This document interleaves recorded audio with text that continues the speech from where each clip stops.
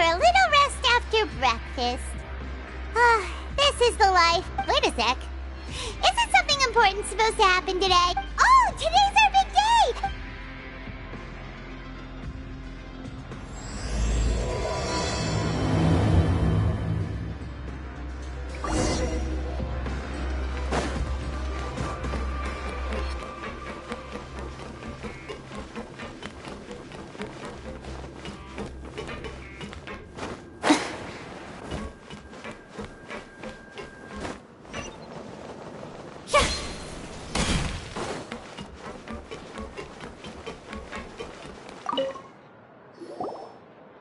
Please, sign here. It's been so long since we've been to the surface. Let's hurry up and... What's happening?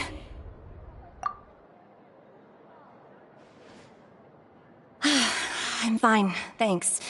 But... Let's go ask the Duke.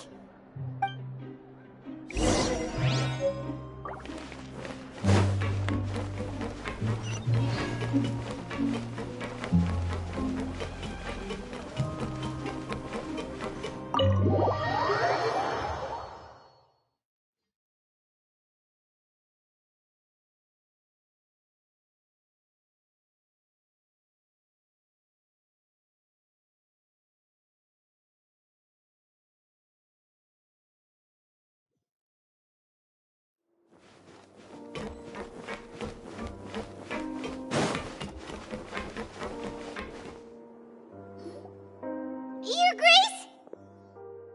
Ah, good to see you two. Yeah, what was with that earthquake just now? Ah, that.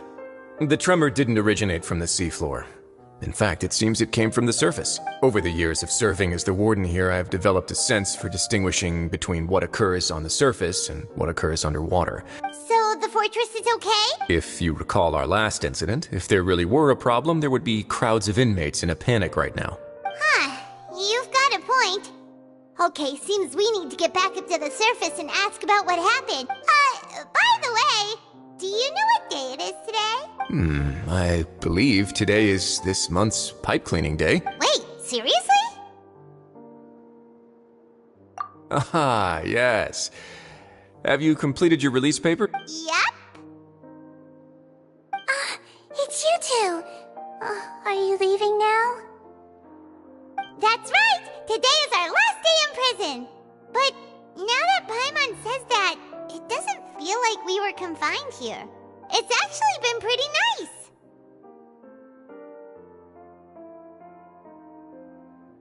Oh yeah, Paimon feels fond of this place now! Then be sure to come back and visit. I'll miss you.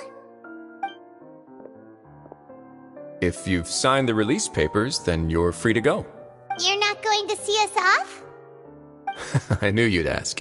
Well, you actually agreed. No worries, you must be busy, but... Ah, so you do have a polite side, I see. After being down here for so long, I imagine you must feel like you're lacking companionship. Shall I come along too? Yeah, don't worry, we'll come back to see you. I hope you won't be here as convicts the next time I see you. We'll do our best to stay out of trouble. Well, it seems our work in the Fortress of Meravine is finished.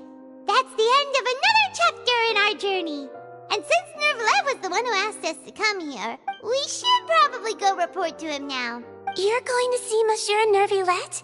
Please pass on our kind regards. I'm sure just your regards will do. No, I believe it would be the polite thing to do. you're right. I've heard the Palais has been terribly busy these days. Tell him that I hope he hasn't been overwhelmed by the recent string of troubles.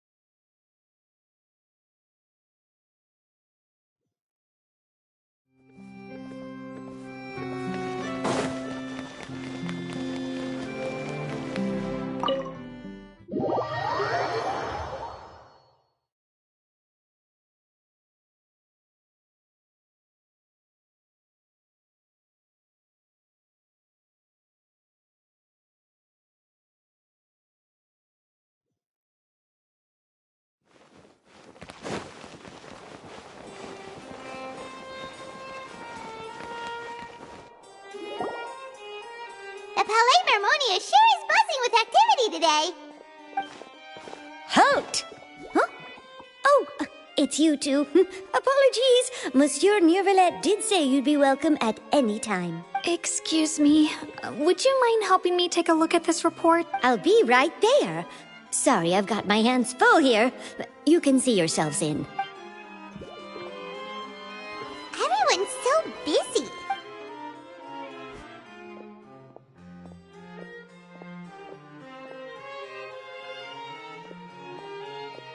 Neuvillette! Hello. You've come at the right time, but you'll have to wait for just a moment, as there are some urgent matters I must tend to first. In the meantime, please, have a seat. If you'd like to have something to drink, let the Melusine outside know. That's all right. We just ate. Very well, then. Let's take a break over there while we wait for him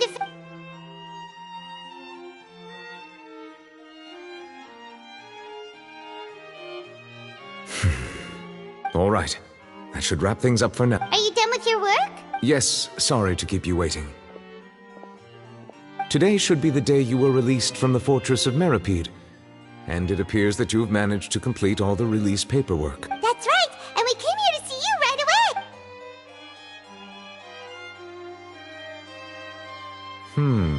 A massive whale. Do you have any idea what that might be? Judging from your description, that cannot have occurred in any ordinary waters, but rather something like the primordial sea. A whale of that size and shape cannot usually be found in the waters of Tevat. Immersed in primordial seawater? Most people wouldn't be capable of entering in the first place. I'm not completely sure how he could have gotten there myself. Yes? What is it? Ah, right. We asked the Duke and he said it wasn't from underwater, so... It turns out that I have just received a report about this particular matter. In fact, that's exactly what I was busy with a moment ago. The source of the tremor was here on the surface near Poisson. After the shaking stopped, the water levels in the Poisson area rose at an alarming rate. The water levels rose? Fortunately, the water levels only rose for a short period of time and have already returned to normal now. However, I still have a bad feeling about the whole phenomenon. If the change in water levels is connected with the leaking primordial seawater, then the situation in Poisson may be much worse than it appears. Navia should be in Poisson, right? We need to go check on her. I would also like to go there as soon as possible, but I'm afraid I can't leave just yet. We must immediately formulate disaster prevention plans for the surrounding coastal areas to avoid potential catastrophe. I'll have to ask you two to go to Poisson first. There's no time to lose. Let's get going. Please be careful.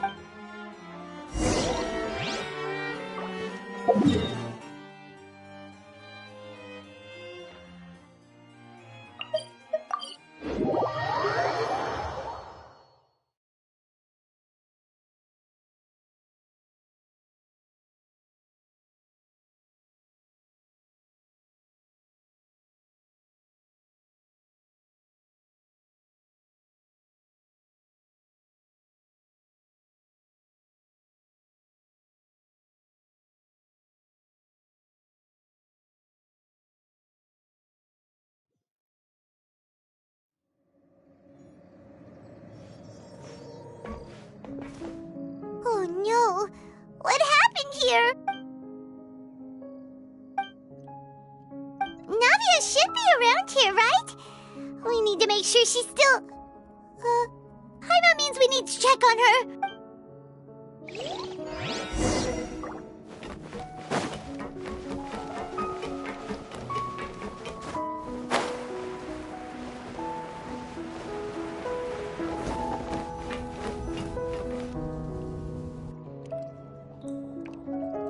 We haven't seen a single soul all the way here. What will I ever do now? Look! There's someone on the roof over there! Just stay put! We're coming up! Watch your balance! All right!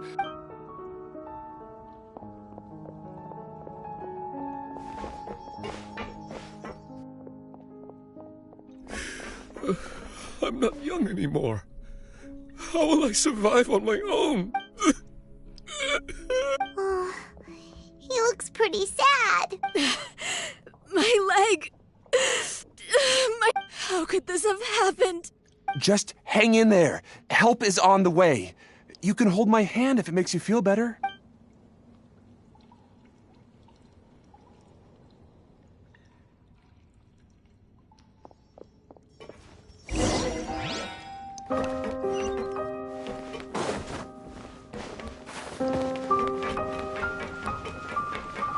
Shower me with praise!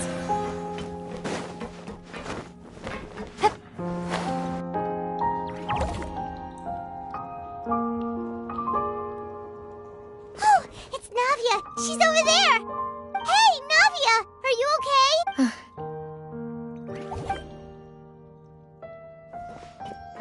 You're here. We heard there was a situation in Poisson, so we came as quickly as we could! Yes. As you can see, the water level suddenly rose.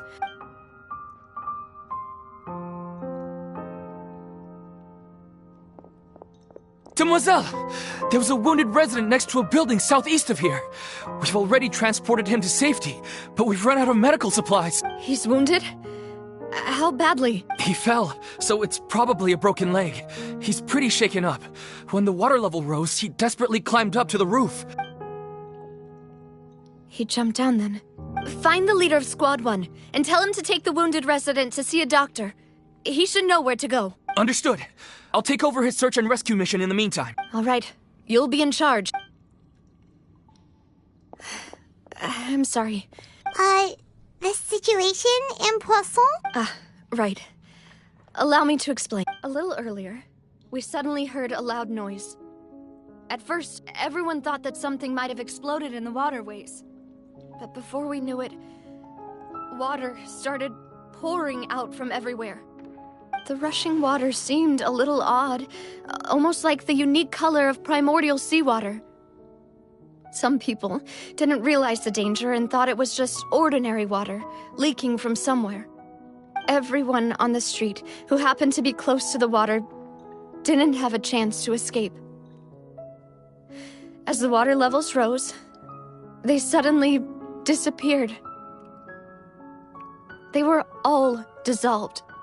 Those who realized what was happening started to flee in a panic, desperately trying to get to higher ground. Many were injured in the stampede, and some people fell from significant heights. The Spina di Rosula initiated rescue operations as quickly as possible, but there have been a lot of casualties. The water that flooded the area contained primordial seawater, so the lower levels of Poisson are still hazardous. No one knows if this could happen again.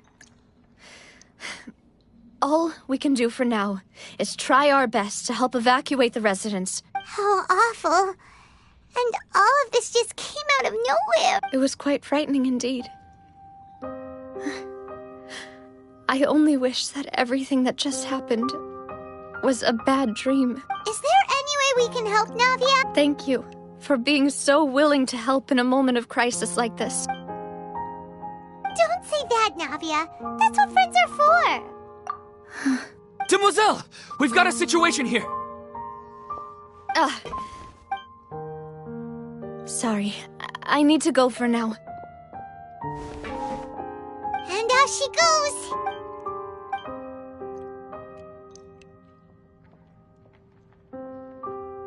Okay, the wounded are being tended to, and we finished a preliminary head count.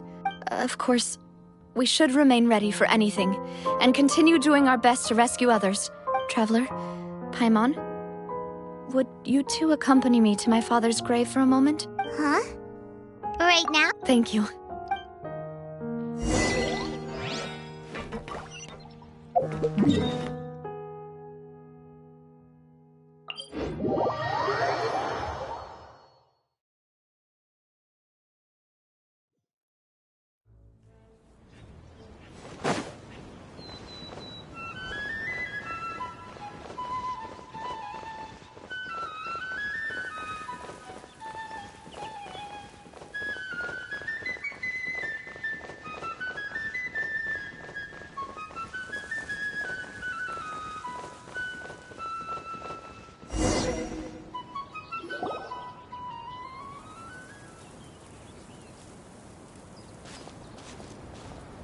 Not a lot of people here, huh?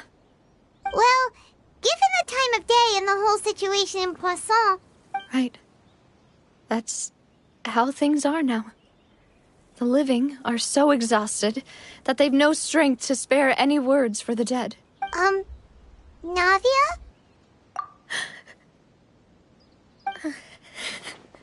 Navia, what's wrong? Sorry.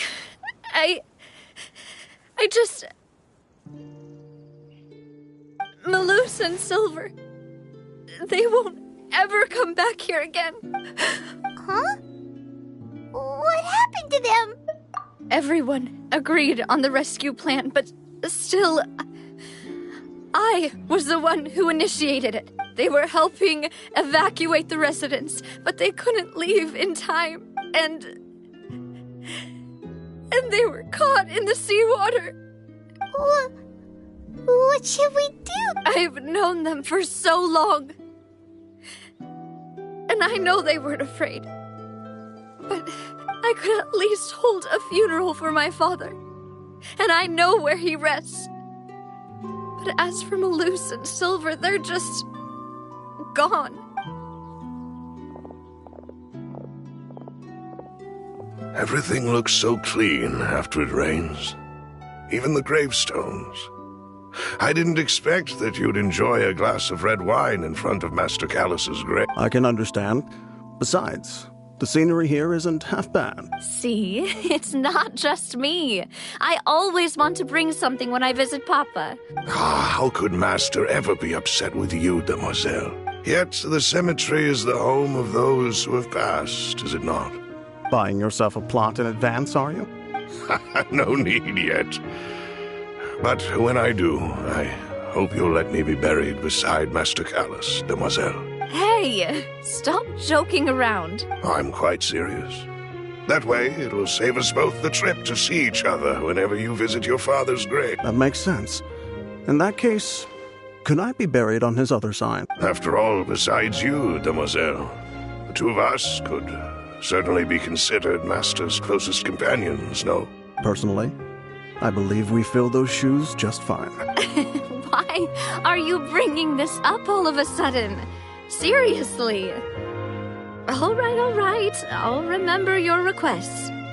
But I'd really prefer not to talk about this stuff. And what do you mean by saving me a trip? I'd make the journey even if I had to visit you two somewhere else.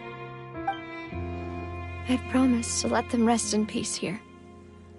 But here I am breaking that promise. I'm sorry for letting you see me in a mess like this. I don't usually cry, really. Paimon doesn't know how to help you feel better. But, well, she understands how you feel. I had always thought I could make my wishes come true. Malus and Silver have helped me so much.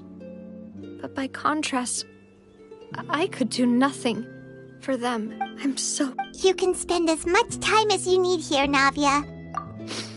Thank you. Right now, you don't know how much that means. By the way, you can have a look at this. It's a list of victims from the incident that took place here. Obena, Khan, Burnett, Giverny. So, everyone else is safe. It's okay. I know what you're thinking. And you're right. We lost Malus and Silver. But we were able to save more than we anticipated. The overall outcome indicates that the cost was worth it. Right. Don't think that way, Navia. One person might be saved at the expense of another, sure, but that isn't something we should ever consider a trade. Malus and Silver were not the price for saving anyone. They're heroes. You're right. What you said just now was pretty amazing, actually. I'll remember your words. Oh! Seems you've become more eloquent in the time since we last met. The knave? What are you doing here? Is everything going well on your side? Yes, my people are carrying out the mission according to your request. All the residents of Poisson have been evacuated, and we're preparing to relocate them to higher ground. As for these supplies, we have everything taken care of. Thank you very much. Wait, We just met recently. Right, Miss Navia? Usually, I would call this a coincidental encounter. But that doesn't quite fit this time. Besides, it never even crossed my mind that a Fatui Harbinger would come looking for me. Thanks to the Knave, Spina di Rosula received generous support from the Fatui, which allowed us to complete the rescue and evacuation work so quickly. Mutual aid is essential to fostering positive developments. We were already in the area, in any case, so it was nothing. That said, I must say that you're a lot sharper than you let on. I'm sure you understand what I mean. I apologize for all the ways in which I tested you previously. We've never worked with a Fatui before, and it's extremely important for us to know who we're working with. My subordinates have reported that Fatui soldiers have been observing water levels and taking head counts in various locations. This is nothing to brag about, nor do I intend to. It is simply the way of powerful organizations to act forcefully, whether they are doing good or ill. As I've told this traveler before, I know of the prophecy, and I intend to prevent the impending disaster. Lending your organization a hand was a natural first step in accomplishing that. As such, do not be troubled by this token of our sincerity. Without your help, there would have been many more casualties.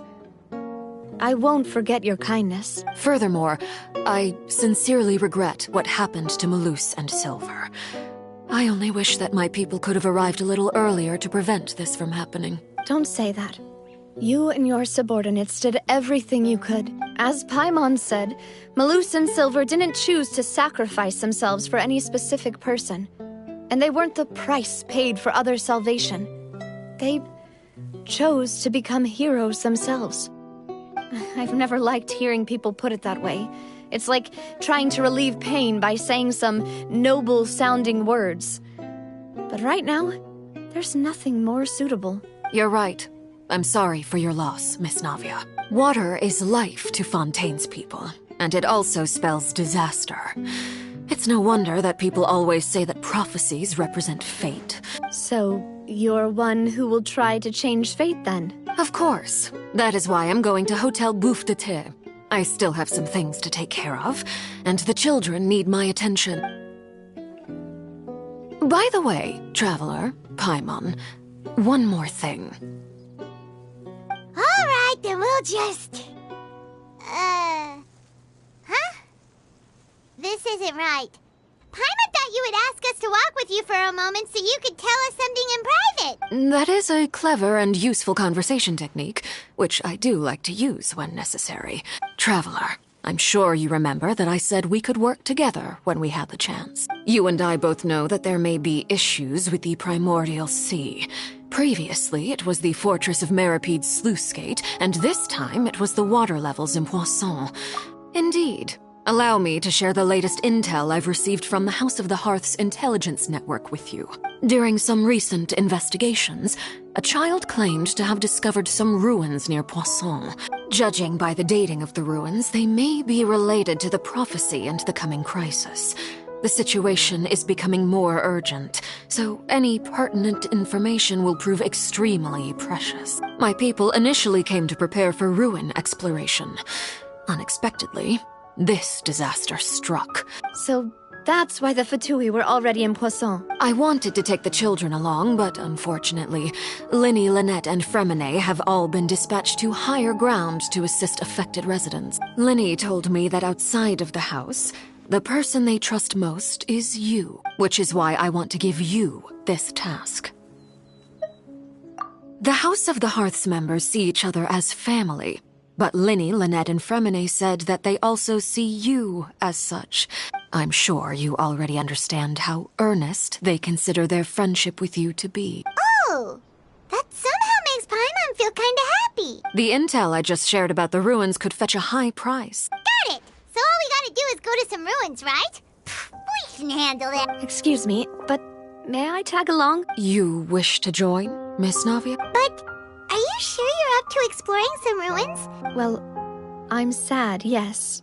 But I can't just go back and plop myself into a chair by the roadside and do nothing. There's no point in being depressed while we still have a disaster on our hands. Besides, I'm also doing this for myself. I need something... a distraction to keep my mind off Malus and Silver. Since you put it that way, I have no objections. All right. The ruins are to the south of Poisson. Here's the map. Okay, the three of us will handle it.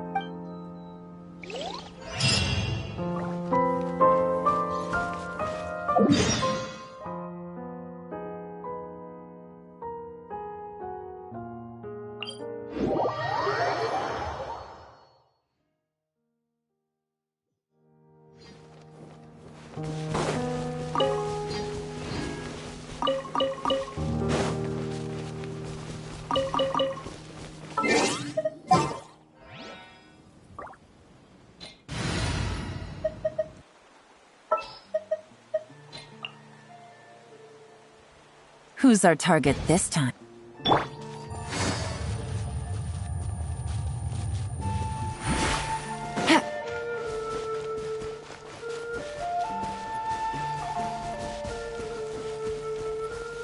Take it easy.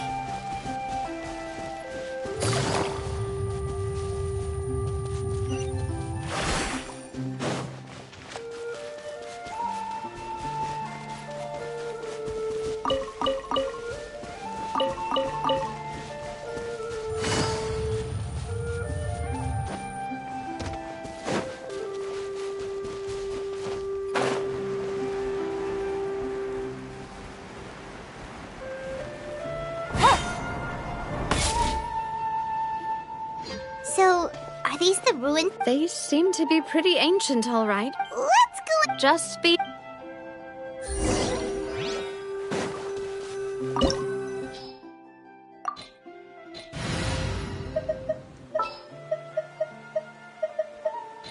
You want me on your team?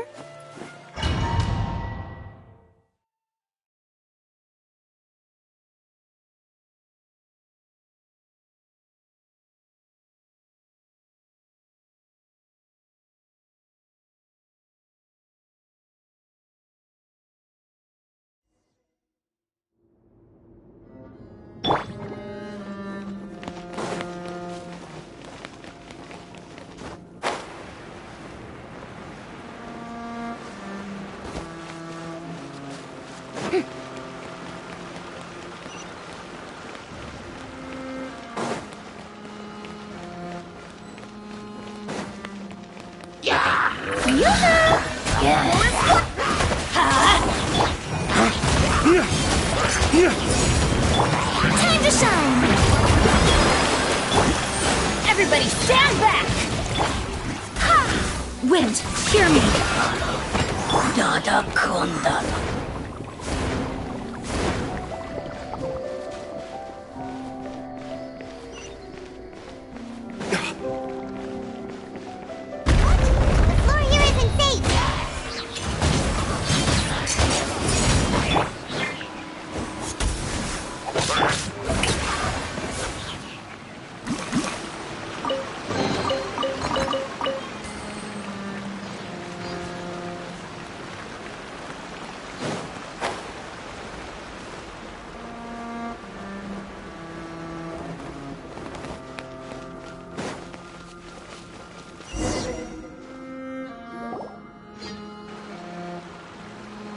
This place has also been contaminated by primordial seawater. Yeah. And a lot of it, too. A Fontanian would most likely dissolve the moment they fell in. Right! You can't go down if there's primordial seawater. It's too dangerous, and it won't be any help for you to just stay here. Don't get by my wrong. We're not saying you're useless. It's just that... No, you're right. I can't do anything in this situation. I'll leave this to you.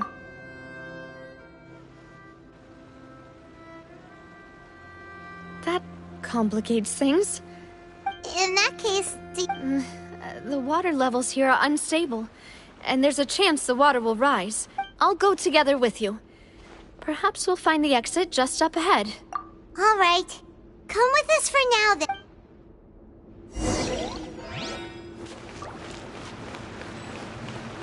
Oh no, it's a dead end! Let's try climbing over from the side.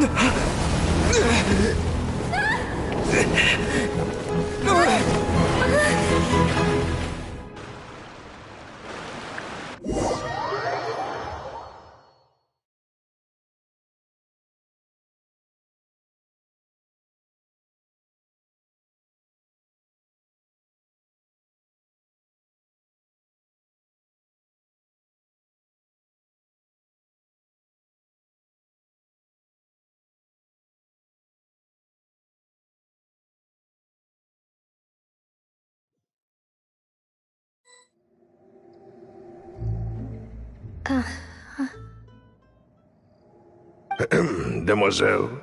Huh? Demoiselle, what are you doing here by yourself? Would you be standing here till dark if I hadn't come to get you? Maybe she just wants some time to herself, Malou. Oh. Yes, it would appear so. I must be tired. That's quite possible. However, you were the... Oh, right. I nearly forgot. It must have slipped my mind when I dozed off. I haven't had a nap today yet. Have I? This is a familiar feeling, yet... Is something the matter, Demoiselle? Oh, no.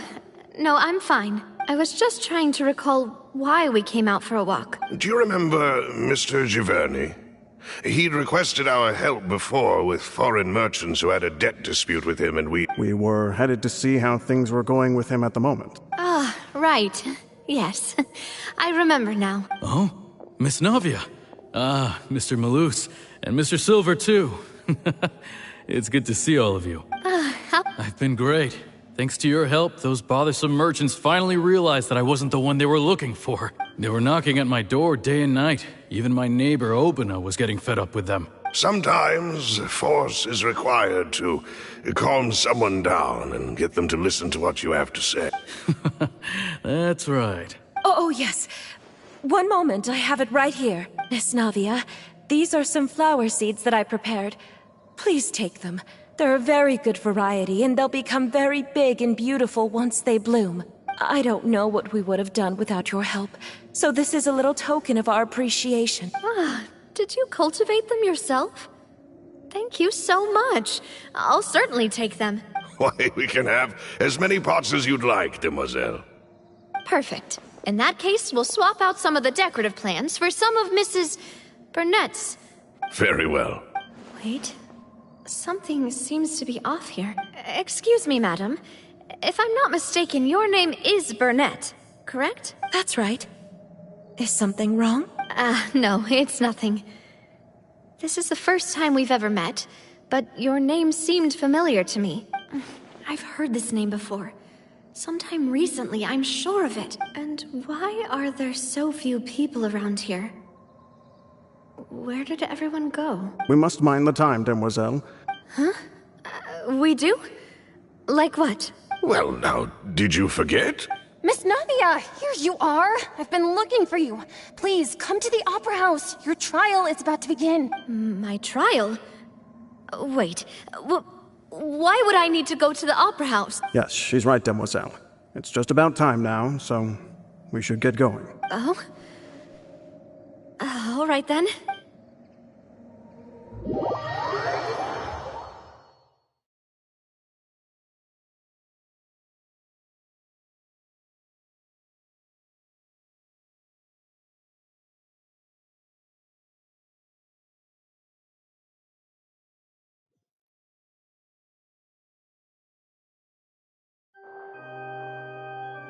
Look, it's Navia! And her two attendants are with her. Goodness, everyone's finally here. There sure are a lot of people here to see the trial. And they all seem to be oddly... Karina, Desiree, Joyville, Jolien, Essen. Why are so many people here? And as for the judge... Huh? Where's Monsieur Neuvillette? Please sit in the defendant's seat. Don't worry, Silver and I shall accompany you. All right.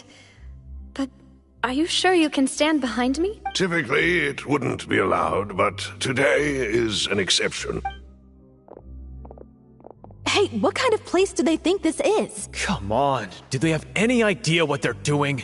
Enough with the whispering! Could someone please tell me where Monsieur Neuvillette is?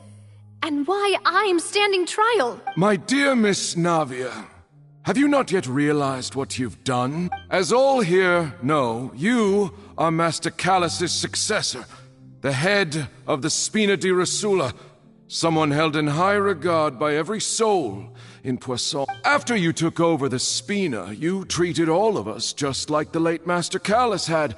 Not only you, but your butler, your subordinates, Nearly everyone in the Spina di Rasula fought for the well-being of those in Poisson. Wait a moment.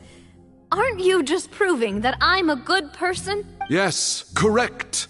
Absolutely right. And that is why you stand accused. You have helped so many people get through so many difficulties. You are one with us. We are inseparable. We are one big family, all of us who are from Poisson, inextricably linked. And with you being so important, we couldn't possibly do without you. Therefore, this fair and honorable court shall declare you guilty, and you shall stay here. Huh? What are you saying? Everything you have said is correct. I have indeed done a lot for my hometown, and I would be willing to be with you all, but what is the purpose of having me stand here like this? What is there to discuss? Ah, well, if that's what you think, then I have no further comment. How wonderful, Miss... I know all these people. Why are they laughing? I seem to remember now. Yes, I get it. This... Wait just a moment. This isn't right! Malus? What was that, Mr. Malus? Our conclusion is very clear and unanimous. Let the court judge her now. She's guilty! Stay here, Navia! You're one of us! Demoiselle, don't admit guilt. This trial means to keep you here forever. I wish to exercise my right to defend Our Lady. Mistress Ronville, you only know of Navia's goodness, but nothing of her utterly independent mind. She was born a free and independent spirit. She has never been tied down by anything. Indeed, even the death of Master Callus couldn't stop her. Her actions cannot serve as proof that she identifies herself as part of any group. She merely acted as an individual, extending her hand to help others. Please do not mistake her actions as being otherwise. Really? As an individual, you say? Don't forget, we are all Fontanians here. This is the nation of justice, the nation of Hydro. Even if Miss Navia only voluntarily rendered her assistance, that doesn't change the fact that her beautiful soul must return to everyone. Water accepts all, blends with all. It will surely accept her kindness. Everything is measured here in the nation of Hydro, and in the end, everyone shall meld together. Now I speak for everyone. Our opinion is consistent. Navia should stay. We and Navia are one. And you would call this justice? Preposterous. You are merely jealous that Demoiselle still has a chance to exist as an individual. Have you forgotten how much you all once longed to become individuals? Do you mean to defy our justice? If your justice is flawed, then why should we acknowledge it? As you said, we can also have our own justice. Silver and I shall defend Demoiselle, and that is how we will enforce justice. My head... it hurts. Demoiselle! Silver, it hurts. My head is spinning. All I can see is stars swirling in front of me. I remember now. Everything that seemed odd from the very beginning. Karina, Desiree, Joyville, Jolien, Essen, and Mr. Giverny and Mrs. Burnett, who we met earlier. Even Malus and Silver. I don't want to admit it, but they're all dead. Don't be afraid, and don't admit guilt. We will protect you to the very end. Absurd! Who are you to say that she cannot be judged? Don't let them escape! We shall keep Navia here with us! Mr. Malus and Mr. Silver, must you be so stubborn? How could the two of you possibly hope to stand against the collective? Do not resist. This judgment is fair and just. Navia belongs to us. After all that happened, she should not be left alone in Poisson. What are you saying? No more excuses! He says we're jealous. Jealous? How could she possibly be an independent individual? What's with these people? Who's jealous of her? She belongs to us! Miss Navia! Silence! That's... Monsieur Neuvillette! Such commotion is prohibited in the court. The accusations you just presented are nonsense and cannot constitute a proper trial. The court will adjourn for the rest of the day. In this, I shall hear no objections from any unauthorized party. Our thanks, Monsieur Neuvillette. Please leave with me, Miss Navia, while there is still time. But... Go on now, demoiselle. This is your only chance to leave this place. Malus. My apologies. I couldn't resist making one little joke once I realized that this shall be our last goodbye. Malus. Silver. Quickly, you must come now. Goodbye, demoiselle. Farewell.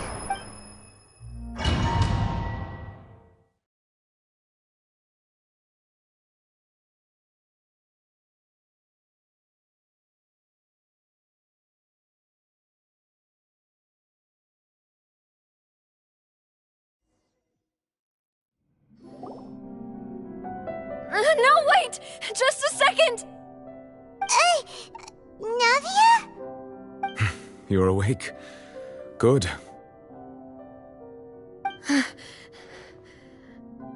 I must have been dreaming. Malus and Silver were still alive, and they were defending me at some insane trial. It looks like you're all right. Did all the sad feelings cause you to have a nightmare? Paimon could give you a hug. The ruins you were exploring suffered a cave-in.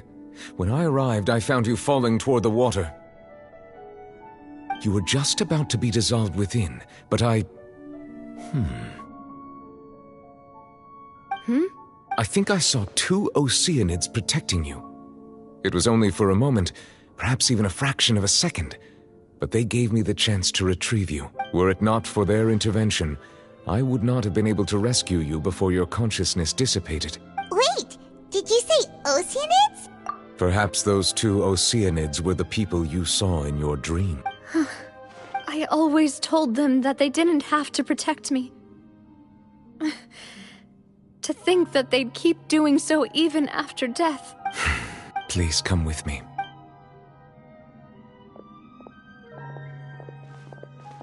Neuvillette, are you okay? Oh, I am quite all right. Why do you look so stiff all of a sudden? Oh, Paimon knows. You're the type who feels awkward when there's nothing to talk about, right? I merely thought that we should give Navia some time to herself. Huh? Why didn't you just say so then? I suppose so. Ah, Sigewinne. I hope all is well with her these days. Her work in the Fortress of Meropide has not been too much for her, has it? No way, don't worry. She's doing fine down there. I see. Well, that is good. I have always worried that Sigewinne would need a lot of time to understand the world of humanity, just as I have. Oh, and the Duke also says hi. Even though Sigewinne made him do that. Thank you. I have indeed been busy lately, and I also hope that everything is going well in the Fortress of Meropide. He still doesn't know what to talk about. So, Neuvillette. Yes, of course. This isn't going anywhere. Yes, in fact. I had arranged to meet you in Poisson, but when I arrived, I discovered that the Fatui were helping the residents evacuate. They had even transported a large quantity of supplies to the area. Amid my astonishment, I ran into the knave, and we had a chat. She informed me that she had asked you to investigate the ancient ruins here. Yeah, we originally planned to meet up with you, but we thought you might still be busy with all those official documents.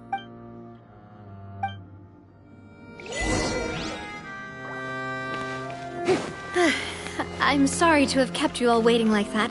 I'm feeling much better now. I guess we should get going again. Will you come with us, Monsieur Neuvillette? Yes, if you wouldn't mind my company. All right! Another one joins the party! Let's get going then! Light it up! Teamwork is strict! Flames, purge! Nada Kondala.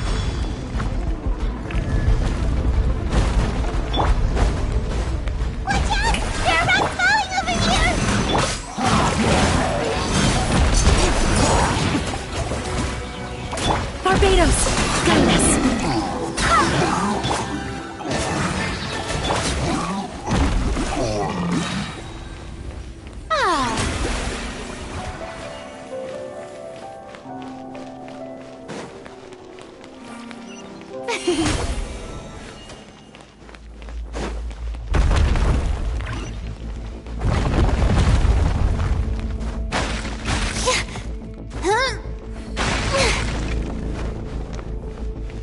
seems we're almost at the top. Keep it up!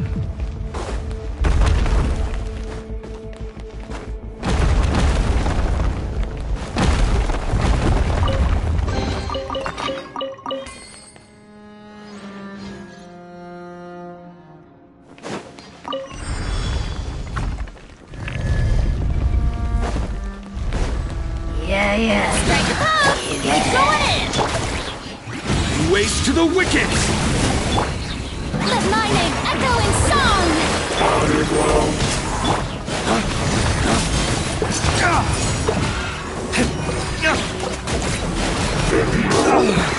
I swear by my sword! Barely a scratch! Go as flat! Waste to the wicked! Nada kundala.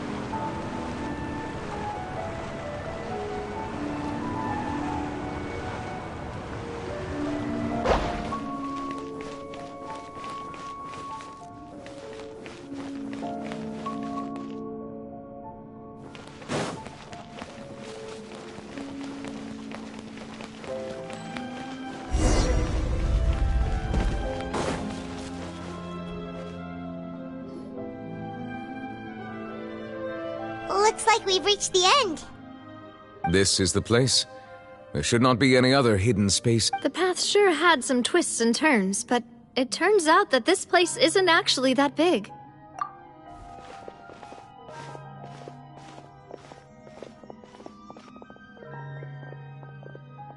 Stone slates. It seems like they were put here as an offering. Perhaps we should just leave them be for now. There are 4 locations in total, but only 3 stone slates.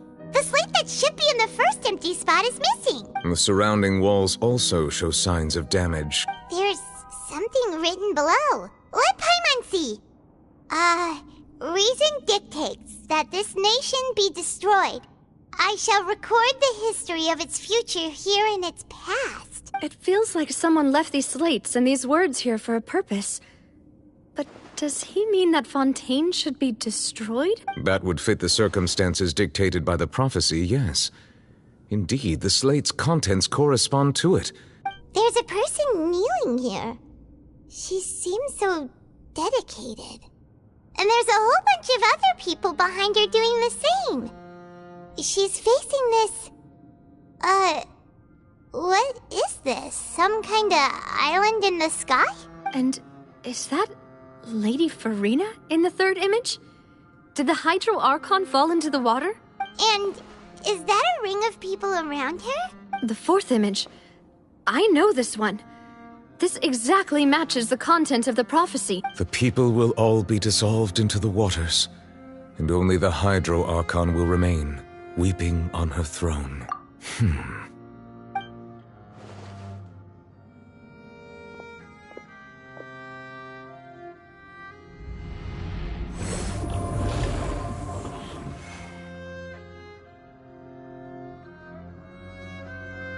More information should be hidden in these slates, but I fear I cannot easily uncover it. Most likely due to us missing the first slate. Don't blame yourself, Monsieur Neuvillette. Deciphering ancient stone slates isn't one of your duties. Ooh, Paimon's getting the chills just looking at these slates. This says that it's the history of the future, right? That means the prophecy's sure to come true. I really hope it doesn't mean that. Still, Paimon feels like these images are kind of weird when you look at them together.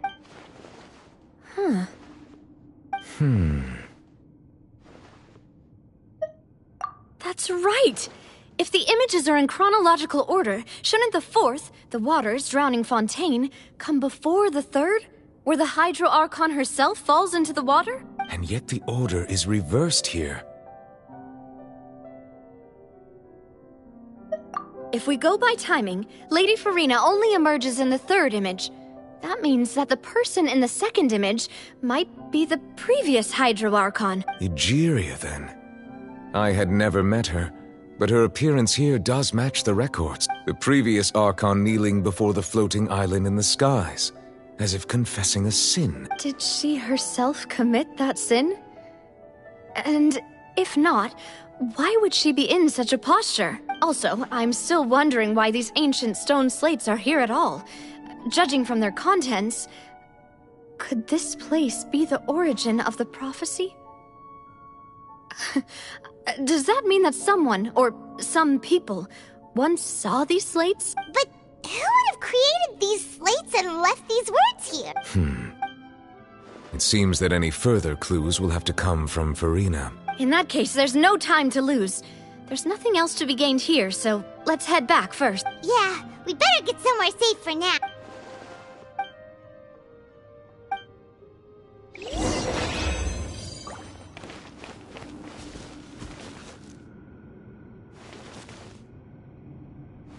Shower me with praise!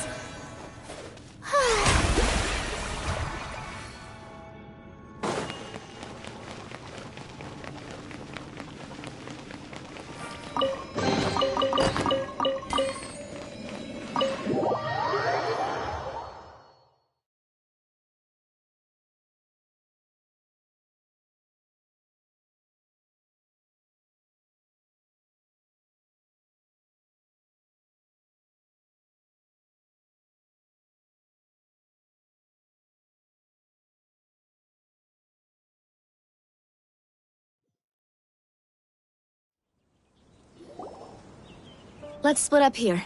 I'm going to check on what's happening with the Spina. You still have energy for that, Navia? Paimon's already beat! Just head back to the Fleuve-Cendre and have a rest then. I'll depart as well. Thanks for your hard work today. Rest well, everyone. Traveler, I will go talk to Farina tomorrow morning to ask about the stone slate. I'm sure that you're concerned about this matter as well. If you have time, drop by my office. I will share the results of our discussion with you. Are you really gonna talk to her about this directly? She has long been harboring secrets and will not give them up easily, which makes it all the more my duty to ensure that she understands the present situation. Alright, we'll leave it in your hands then. I will be carefully considering my words tonight. Traveler, Paimon, our safe house at the Fleuve-Cendre is always open to you, as ever. So please don't think you're an imposition. Alright, I'll be on my way then.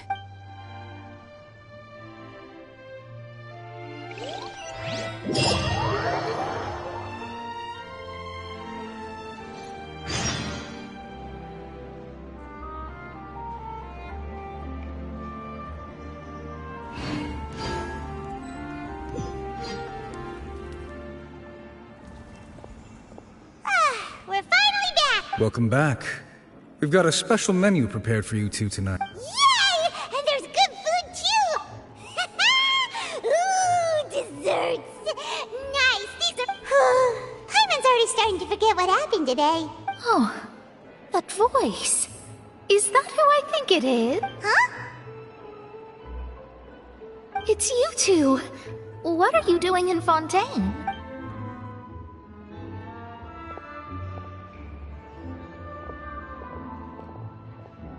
Mona?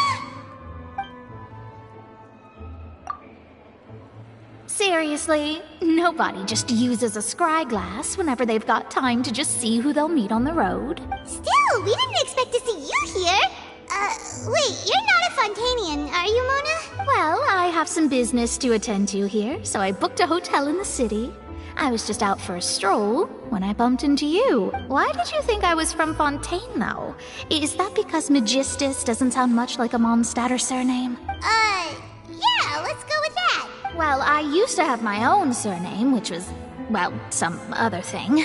Either way, the old hag told me when she took me as her disciple that the first step to being a great astrologist's pupil was to change that name. There was nothing for it, really. She really is amazing at astrology, so I changed my name to what it is now according to her wishes. It isn't? Nope. Although it is used by us in place of surnames, it generally just means great. Wow! Imagine including a boast in your name. I reckon so. In any case, I'd give my disciple a name like this as well, if Astromancer Barbeloth Trismegistus. Whoa, that's a long one. My name means Mona the Great Astrologist. As for the old hag, hers is, in plain speech, the thrice-as-great Scholar of the Stars. Just take it as a title specific to astrologists. Thrice as great? That's so petty. I know, right? That's just how she is. She used to call herself Megistus, actually, but when she took me in, she changed her name to Trismegistus. Talk about excessive. Megistus is thus the calling card of our school, so to speak, which makes it about the same as a surname. It's all right if you don't get it. That sounds terrible! But anyway, you're not Fontanian, are you, Mona? You're from Mondstadt, right? Well, I was born in Mondstadt, yes. My parents migrated to Dornman Port, and I traveled with the old hag for a while, after which I settled down in Mondstadt City. Oh, that's a good thing then. At least we know you won't be dissolved by Fontaine's waters. Speaking of that, I'm sure you're aware that a bunch of things have happened here in Fontaine, right? I know you're not a local, but I'd avoid getting too close to any water that looks strange all the same. There's something ominous about it. Well, the water, I mean. That was the main reason, yes. Just a while back, the Steambird invited me to take part in a panel and speak about the circulation of the prophecy as an astrologist. The invitation was sent quite early on. I don't think anyone expected Fontaine to be in this much trouble. What do you make of that prophecy, Mona? Just tell us what you think as an astrologist. What I can tell you is that I'm an astrologist, and that this prophecy concerns the fate of Fontaine. Even that of Altivat. Ascertaining this is akin to reading the fortune of the whole world. I'm afraid that this is not something that just anyone can do. If I could do it, you would no longer call me an astrologist, but a visionary. But on the flip side, the prophecy is so huge and powerful that it must surely come from a powerful visionary. Its contents involve the fate of the world. Disregarding it would be a mistake. A visionary? Sounds really powerful and all, but... Of course. The old hag could do it, and I'd bet there are others amongst those Hexenzirkel colleagues of hers who could do something similar. Huh? Are you sure? All right, I'll help you. It isn't often that I see you with such a serious look on your face. Thanks, Mona! You're amazing as always! Oh, well, this is something only I can do after all. So yes, your praises are quite welcome. That's the greatest of astrologists for you! Indeed, indeed. That's the spirit. Oh, sorry. I came to see what all the commotion was about.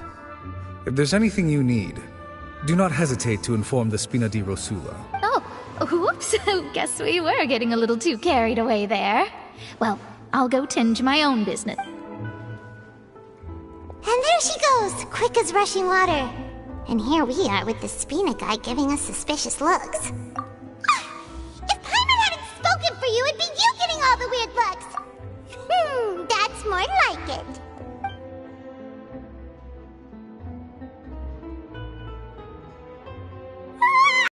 Good morning. To be honest, Paimon's still feeling kind of sleepy. But it's time to get up, traveler. We agreed to go see Neuvillette.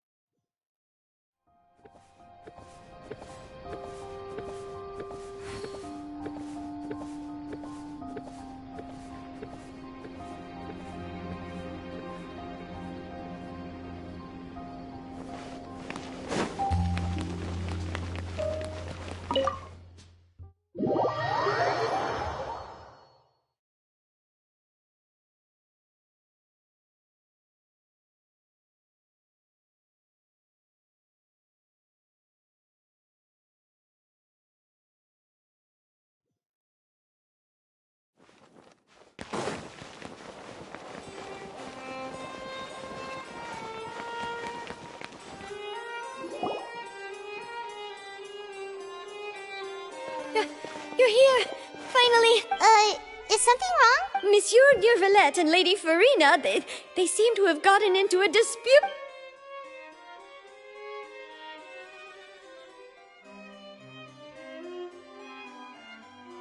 Like I said, I've already explained everything.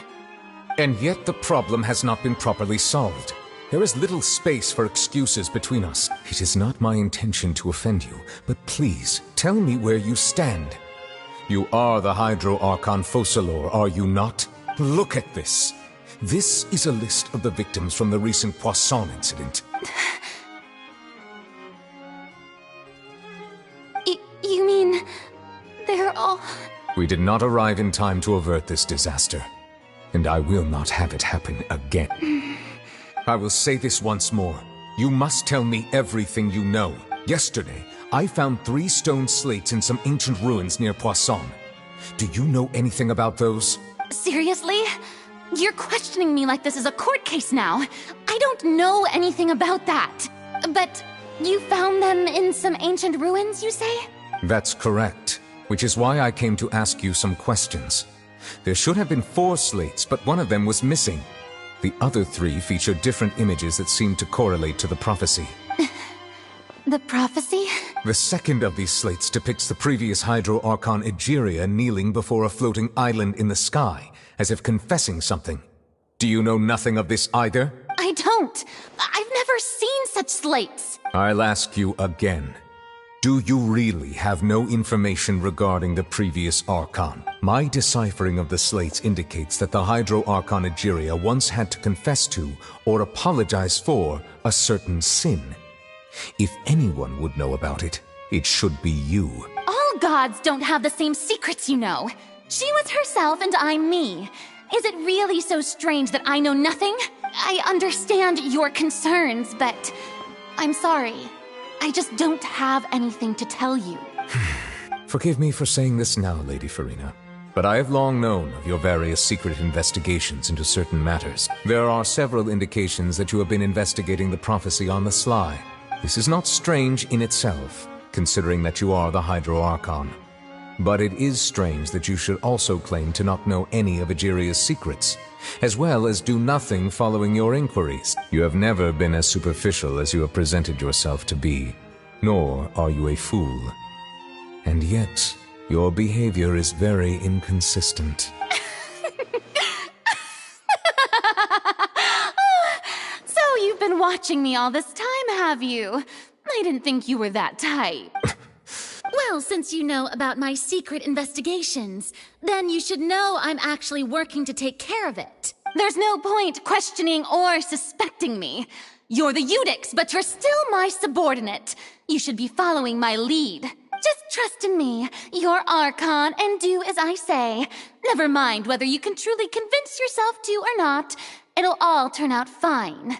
That's all I have to say. We do not discuss this matter again. Oh, the opera's about to start. Toodles!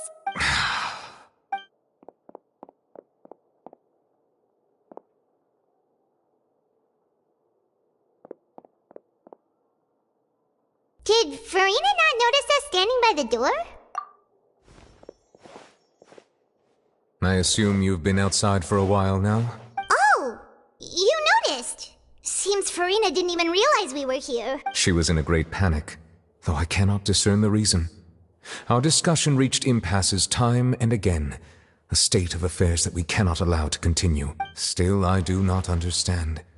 Dialogue is the basis for understanding, so why did she keep refusing to engage? Everyone in her inner circle has noticed that she is hiding some secret. The issue is her attitude. I fear that she will not reveal anything unless absolutely forced to. We may have to create a situation in which she will have no choice but to speak.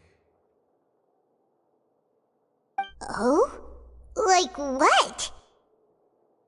Normally, people will only reveal the truth when standing trial. Perhaps we must have the Hydro Archon experience just such a scenario. But Farina's seen so many trials, and she's really good at dodging questions. How do we make sure that she won't just slip away at the first chance she gets? We will need to consider this thoroughly, join forces with various parties. If at all possible, I would prefer to recuse myself from this affair, but we must prevent the prophecy from coming to pass. This may be cruel to her, but all Fontaine is in crisis. The information a god possesses is too precious, and so we must take a chance on this. But who will...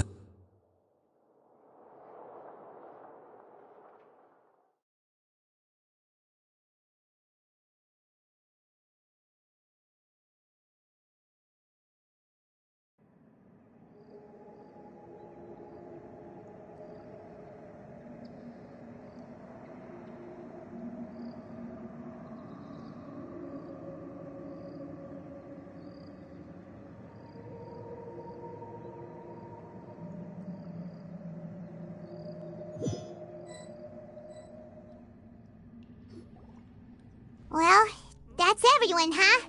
Speaking of which, it was pretty smart of you to think of hiding here. Poisson was just involved in a disaster, so it's presently devoid of people. That naturally makes it the best choice. And here you are drinking tea like it's the most natural thing in the world, huh? That's what family should do. Sit and enjoy a leisurely time together. It's nice to enjoy tea here, you know? Care for a cup? Lend me your ears, everyone. Or perhaps one of you might like to start us off. How about you, friend? Me? No, I don't think I can. Then, how about you, good sir? I fear that I will cause the mood on this boat to become as somber as it is in court. Well then, I guess we're lucky we've got a local like me to organize things. That was a little long-winded, don't you think? Oh, you might be right. Anyway, to cut to the chase, our friend here, the Traveler, has brought us together to discuss something. As for what that is, well, let's start by saying that we'll be pooling our efforts together to create a series of traps. Oh? Well, it's just an expression, really. One that I just learned from Chlorand, and used on the spot. So, let's invite her to explain in detail. A round of applause, please. Huh? Didn't you say that you would be facilitating this? Oh, come now. Your work doesn't involve much public speaking, right? This is a good chance to practice. You might even pick up some fancy oratory tricks to impress your boss with in the future. I see. And what does my boss say? He is glad that you consider him your boss. Do go on.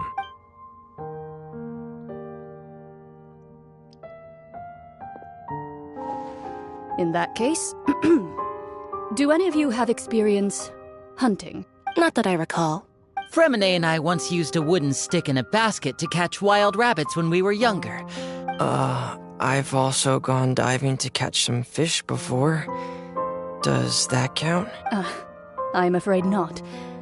You may or may not have heard, but Fontaine once played host to a group known as the Marechaussee Hunter. Though that was their name, they did not hunt animals, but rather various monsters left behind by the ancient dynasty of King Remus. Today, Fontaine's monster population has already thinned greatly, so the hunters have blended back into society, taking up arms in other lines of work. A trap comprises of the following components: bait, a trigger, and a containment device. So, if we were to build a trap together, right now, what would you choose to build it with? For me, I would prefer something basket-shaped.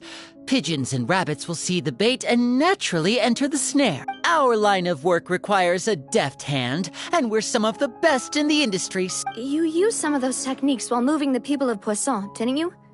My subordinates mentioned that you even performed some magic for the bawling children. Yes, and I even managed to gather some intelligence in the meantime. I'm afraid I can't claim that as my strong suit. I prefer more stable methods, like placing bait in the water and waiting for the fish to come within reach. Calm and steady. And I can be their assistant. With discretion, I'm... I'd probably use some sort of mechanical animal. Papa once bought me some small clockwork squirrels, mice, and such. When placed in the forest, they can attract others of their kind. I remember that you liked those too, didn't you? I did. And that would be a good way to go about it. If they're realistic enough, animals of the same kind will follow them all the way to the trap. What about you, Monsieur Neville? I fear I do not have any related experience. That makes sense. You usually solve problems directly, without the use of any such tricks. But I do have one more question for you, Monsieur. If we were to create a trap now, how would you design it? I would like for it to be effective, but bring no harm to the prey. A more gentle trap would be ideal. Kind, as always. However, our intention doesn't necessarily change the containment device and the type of implement we need. If we wanted to kill the prey in one strike, we would need a powerful implement. However, that also goes for prey that must be captured and safely contained. Wait, why's that? Only a hunter who's a true expert at subduing their prey can snare it without harming it. The line that divides life and death is often exceedingly thin. So... We hadn't thought of seeing ourselves as hunters. It kinda works, but... If our means of capturing and dealing with our prey is to put them on trial, then the hunting metaphor is actually quite accurate. But we shall require much more courage than any hunter to judge a god, a being whose seat is an exalted throne. Oh, so that's what's going on.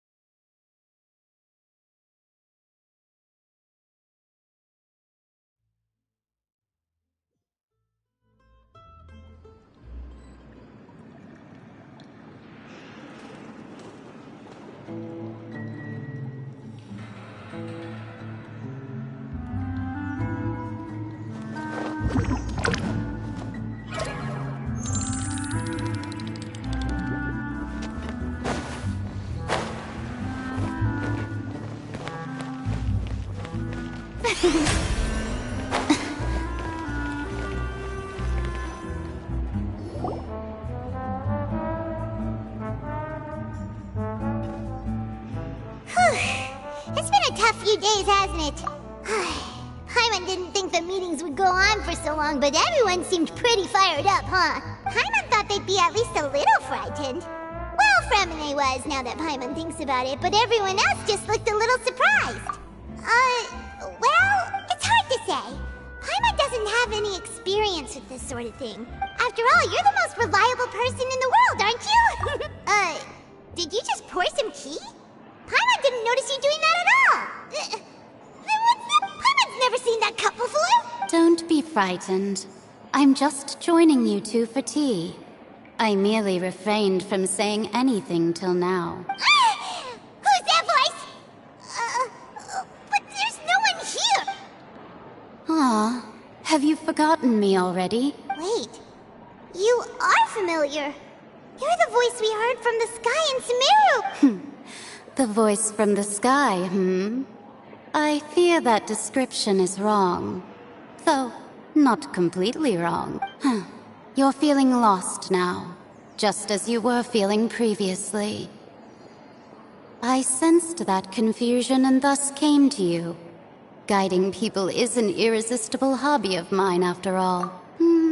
Consider me a passerby. Just accept from my friend's disciple on a whim.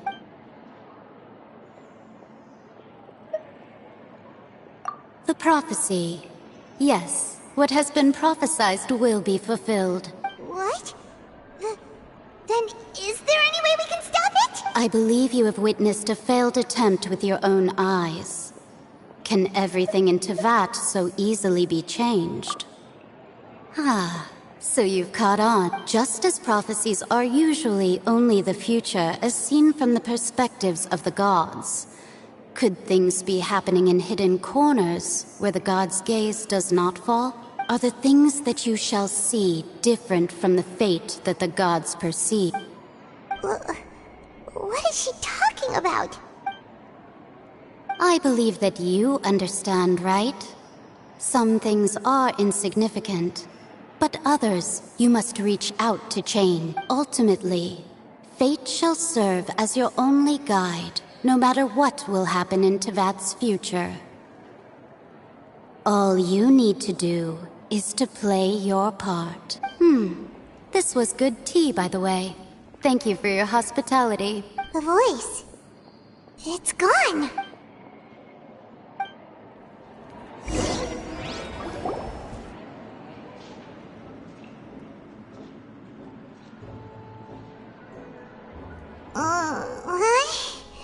I want to hear someone talking. Alright, coming! Hey, it's you who's getting lazy, okay? Well, I see I've walked in on some lively banter. Luna! Fine, just fine. I went to take part in that Steambird panel. Not all Fontainians are pessimistic about this. One journalist mentioned that sitting around and waiting for the end to come would be wrong, and that they should make their own rescue preparations. Did she have pink hair by any chance? Why, yes! It was Charlotte. You remember her, right? That daredevil journalist. I'm in full support of her view. Prophecies are very important, but how can people allow their lives to be commandeered by just a few words? That's right! Paimon's glad to hear something sensible for once. Ah, yes. About what we had discussed before. I did try, but I'm afraid I couldn't reach the old hag. I'll try again tonight, but I wouldn't get your hopes up. Huh? Goodness gracious. Are you serious? She said that even the god's gaze has blind spots. Pretty bold if you ask Paimon. Most people would believe the gods to be all-knowing, right? The Hexen Circle members are certainly anything but ordinary. As for the mage named N, the old hag has mentioned her a few times. She said that N's sense of direction is incredible, and that she loves guiding those who are lost. But I've never met her, and if she were still alive, she'd be... Well, suffice it to say that the hag's at least a few hundred now, and N's been around for longer than that. Whoa, the Hexen Circle sounds like a scary group. But they must really stay in shape to live so long. Their abilities alone are pretty terrifying. If she came to see you personally, then the problem you're facing must truly be of great importance. Well, it's not like Paimon could understand anything she said. Yes, she was quite cryptic, but I suspect she means that there is still a way to turn things around. Perhaps it is something that you cannot know right now. Traveler, Paimon, are you two all right? Oh, we're fine. We're just a little down right now. I see. I feel that same sense of desperation, too. I guess you could consider me someone who has often witnessed fate. So far as I have seen, it cannot be swayed. But even so, I still hope for, and believe in, miracles. Astrology is eternal and rational, but fate may not be. It is cruel, but it can also be beautiful. Perhaps that's what N was trying to tell you. Not to lose heart, and to believe that what you are seeing playing out before you is not yet set in stone. I did originally think of steering clear of all this, but I couldn't. Huh. You do have a point. There I go, talking about astrological principles again. It was worth trying to comfort you, even if only a little. I believe that you'll help those who are struggling in the same way I did. I suppose that might be why we always seem to meet by coincidence. Paimon feels kind of moved by what Mona said, but also kind of sad. Hey, Traveler, Paimon suddenly feels like going outside for a walk. Let's go. Let's walk around the city, shall we? There's a few spots we always like to walk by.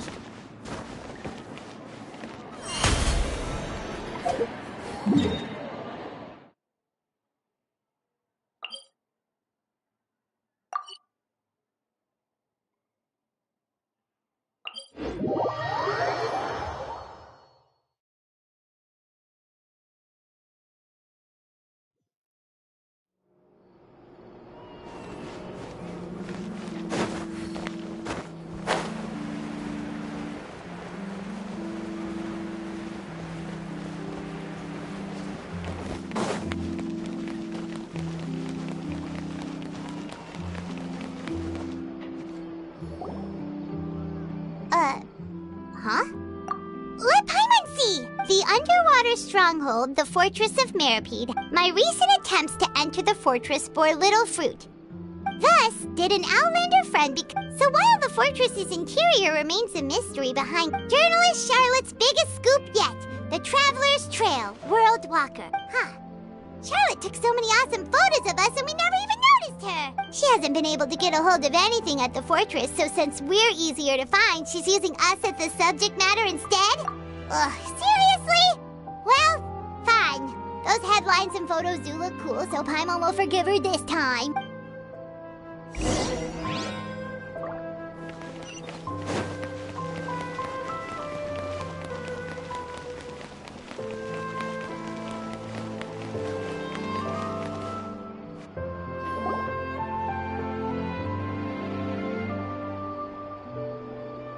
We're here! Paimon's hungry. Should we go in and get something to eat?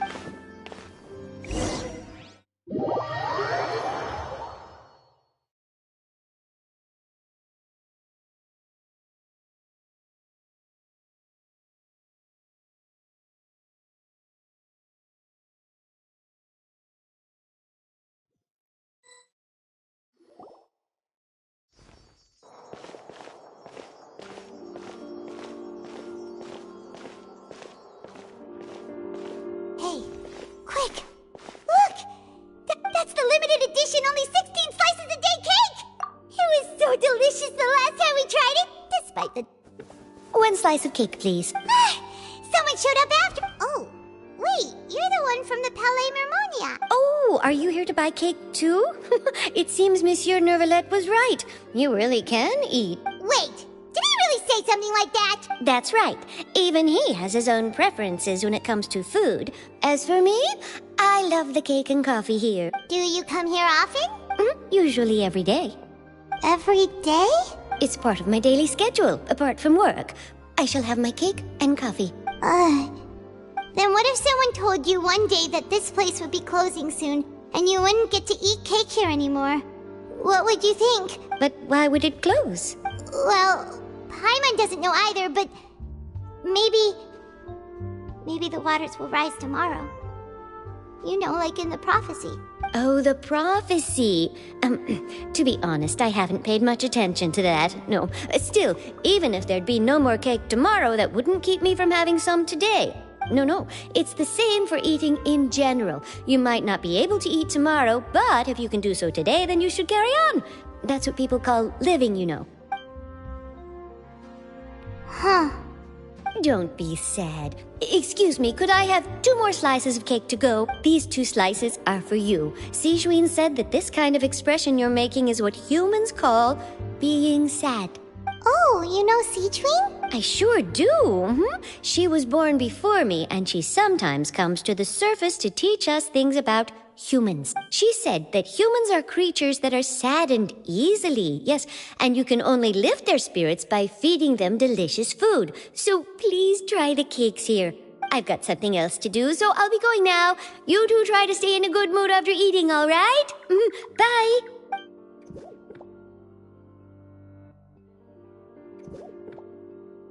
And there she goes.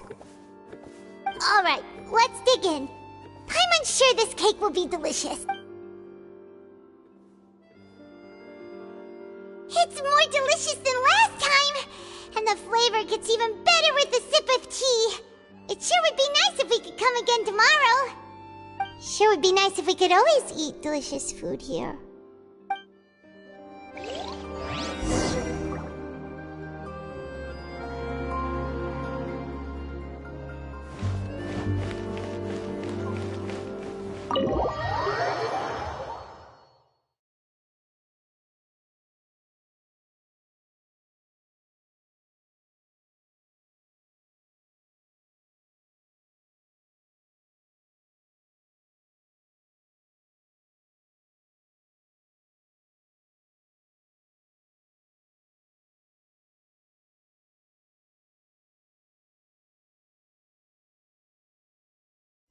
Oh!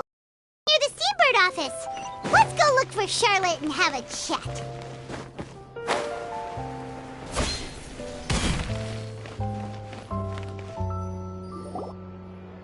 Wow! If it isn't the Traveler and Paimon! Oh, have you seen the article I wrote about you? Ha! You've got some nerve! You just used us to make some quick mora! Oh, you needn't worry about that. I heard that you were in Poisson some time back, so I sent you a letter to discuss just that. It appears you didn't receive it, though. It's all right, though. I've set aside the amount intended for you. I've even set the table with some food. Really? Oh, you're the best! You're almost... Oh, Paimon knows you're not like that. Still, what brings you here all of a sudden? When Mona mentioned you, we thought of coming to see you at work. I see. It seems you've already bumped into Mona here in Fontaine. So she mentioned me? What did she say? She said that you're a real daredevil of a journalist. Nice. In which case, can this daredevil journalist dare to request an exclusive interview with the legendary Traveler and Paimon? Huh? So your article in the paper today doesn't count? Oh, of course it doesn't. That was more like live photography. What I'd like to do is dive deeper and ask you to talk about the things you've seen and experienced. Yeah, are we even qualified enough? Why not? If I say you're worth an interview, then you're worth it. Oh, in that case, we'll just chat when you have the time then? Oh, so that's a yes? Ooh, splendid! I'll tell the editor-in-chief immediately. Whew, so much to get done now. Talk to you later. Wait, Charlotte, Paimon's still got a question for you. And what's that? If, just for example, Fontaine were to be flooded tomorrow, what would you do today? Huh, that's the prophecy you're talking about, isn't it? I mean, I do hear about it often, but I've never once thought that the day could be tomorrow. If you're seriously asking, then I might try and think of a way to leave Fontaine. Oh, but I'm still a journalist first and foremost. That means I have a duty to be reporting from the scene. And secondly, I wouldn't forsake my homeland that easily. From what I've seen, most people don't know what they'd do should the worst come to pass. In truth, it might be better just to behave like normal rather than worry over such an end. So in all likelihood, I'd probably still be prepping at the office for that interview of ours. I know what you're thinking. That sounds a bit sad, but I've always believed that it's best to do what you enjoy. Just think about it. If this nation really were to be suddenly destroyed tomorrow, but I still successfully finish an exclusive interview with a truly unique person, then the story I would wind up writing would truly be timeless. And then do you know what I'd do? Well, I'd write that story, send it for printing, and use messenger pigeons to get copies out to the various nations as soon as possible. I'm not a dreamer, nor am I a workaholic, but I do love my job, and I'd be proud of leaving such an article behind. I guess you could say that I was born to be a journalist. But anyway, that's my answer. And on that note, I'll get back to my preparations. That's so nice. Anyway, let's go and take a look at the sea, shall we?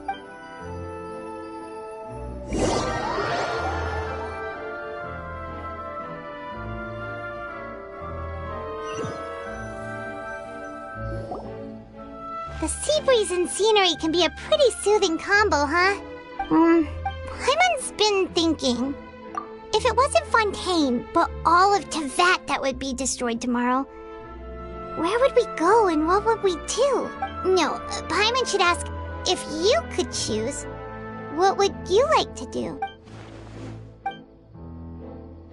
We've always been moving to the next destination, so we haven't spent much time thinking about these kinds of things. You mean, still traveling? Huh. Wait, isn't that what we've always been doing?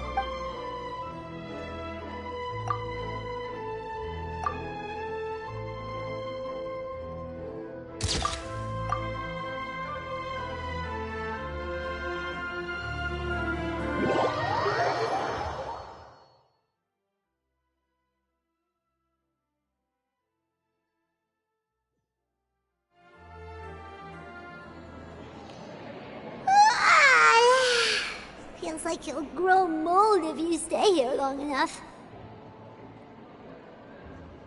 But it's still better than the Fortress of Mirapede, that's for sure.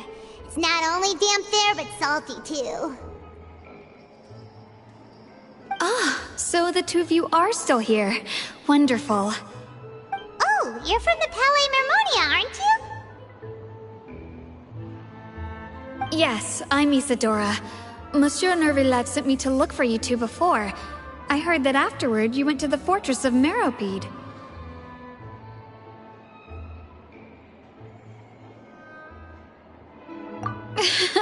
Not at all. I'm well aware that you're friends of his.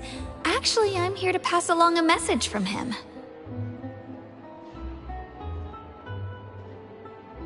Yes, inside the Opera House.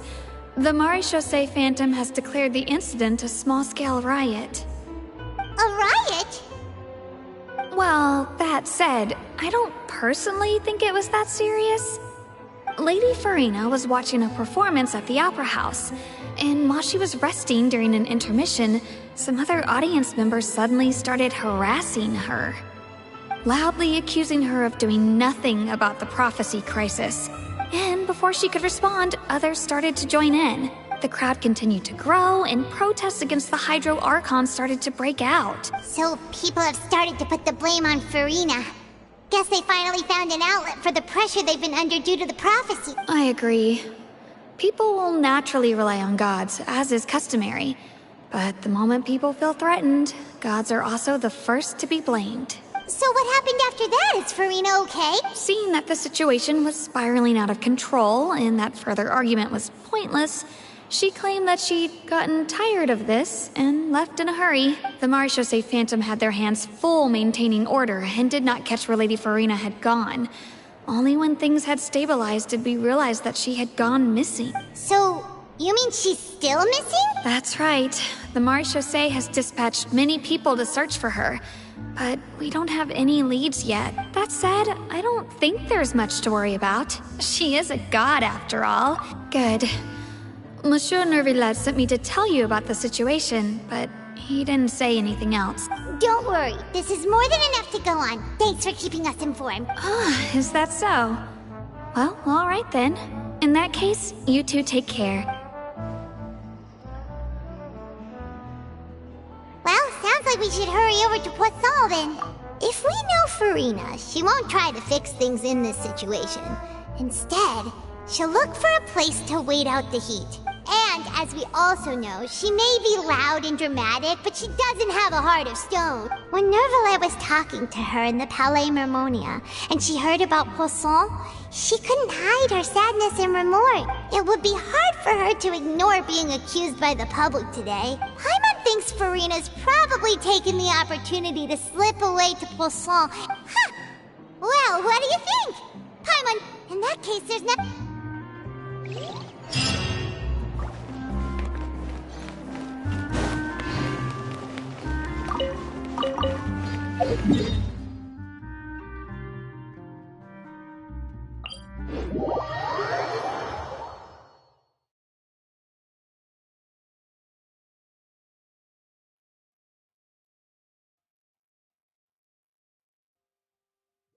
This place looks deserted.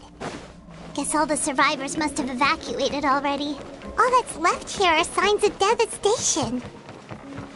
Could Farina really be here? Let's try to find her as soon as possible.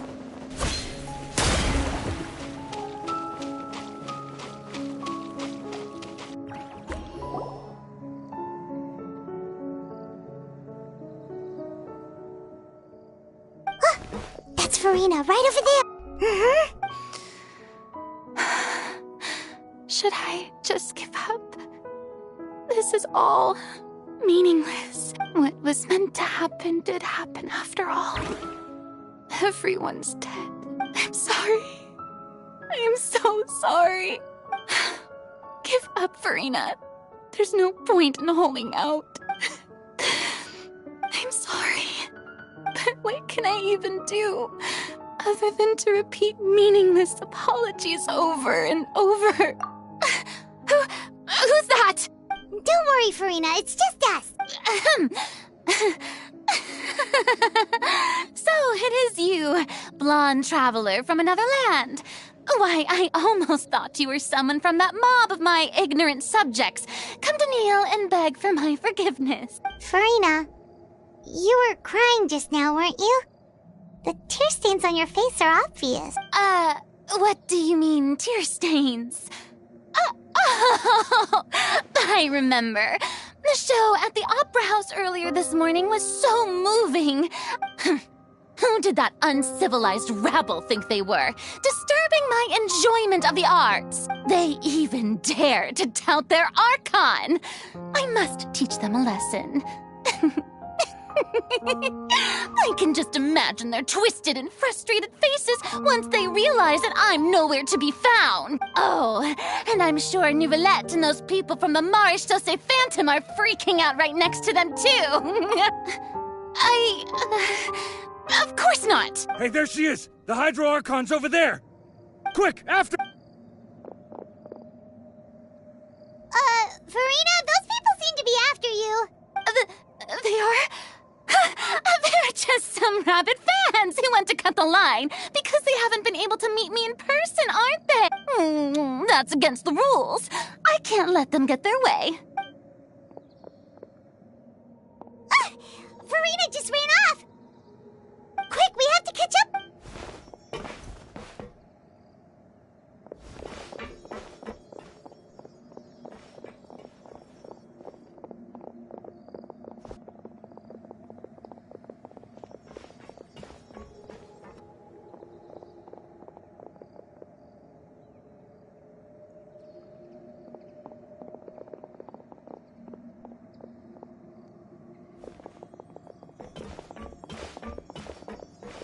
This should be the place, right? Hey, Farina! There's a good hiding spot over here! Quick, come to Paimon before the rest of them catch up to you! What is this place? Hurry, they're almost here! Fine. I suppose haste is warranted. Lead the way.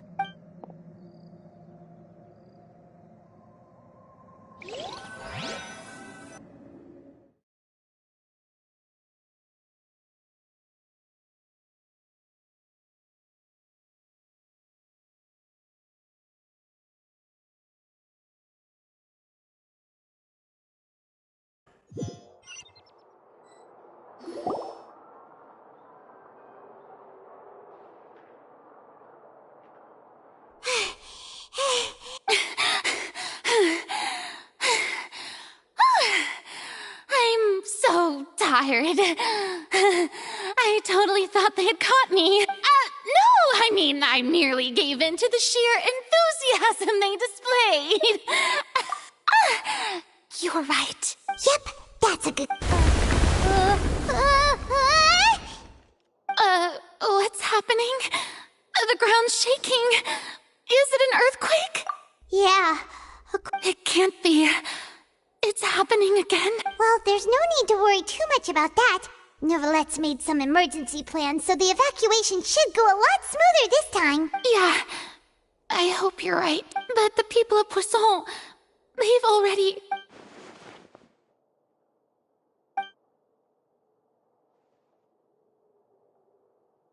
It's prophecy for hundreds of years. I once had informants all over Tevat, searching for clues and feeding information back to me. I've tried all kinds of ways, too, to hold back the sea. Anything to keep the coastline from advancing. But all my efforts proved to be futile in the end. Really, the truth has been clear to me for a very long time. We cannot make an enemy of the divine. No matter what we do, the will of the heavenly principles will have its way, and the prophecy shall be fulfilled. Give up. I do love the sound of that phrase. It would mean finally coming to terms with fate, but also, for me, indeed, I've thought about giving up so many times, especially after we almost lost Poisson. Fate is really unreasonable, isn't it? It has no heart and obeys no rules. The prophecy has only just started to come true, and so many people have already lost their lives. But just now, it all became clear to me. I still don't have the right to come to terms with fate on behalf of everyone else. As long as the final moment hasn't come, it's still not too late. Don't worry. I will keep hope alive for everyone until the very end.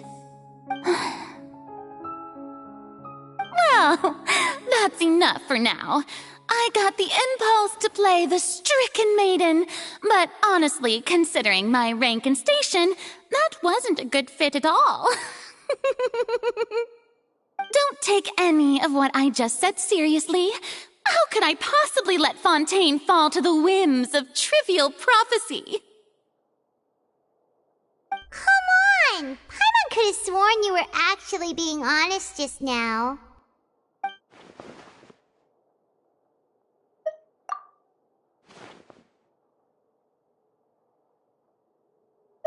Share my burden. That's impossible. It was fated right from the start that this would be my duty. A witness. Yes, I've heard that you came to Tevat from beyond the stars, yes. In other words, you never belonged here.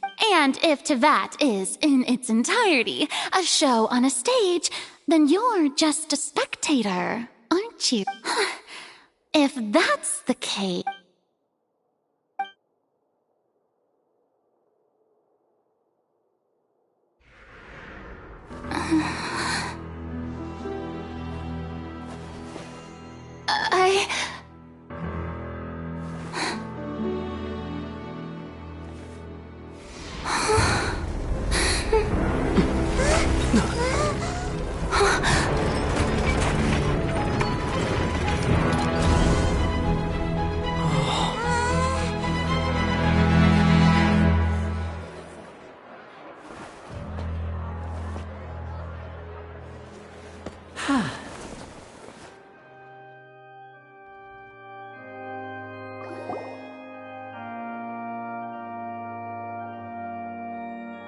Ladies and gentlemen, this concludes my opening performance. Now, without further ado, we may proceed to the trial of our god. So this is what it is. Yes, you deserve praise for the effort you took to raise the dramatic stakes. Do not forget, however, that I am Fosalor, the god of justice, the embodiment of justice itself. Does it not strike you as even the least bit absurd to bring the very concept of justice to trial? May I interpret these words as your refusal to stand trial? In that case, you will have the opportunity to defend your honor through a duel. You would draw your blade against a god? I see. It seems like you have made up your mind.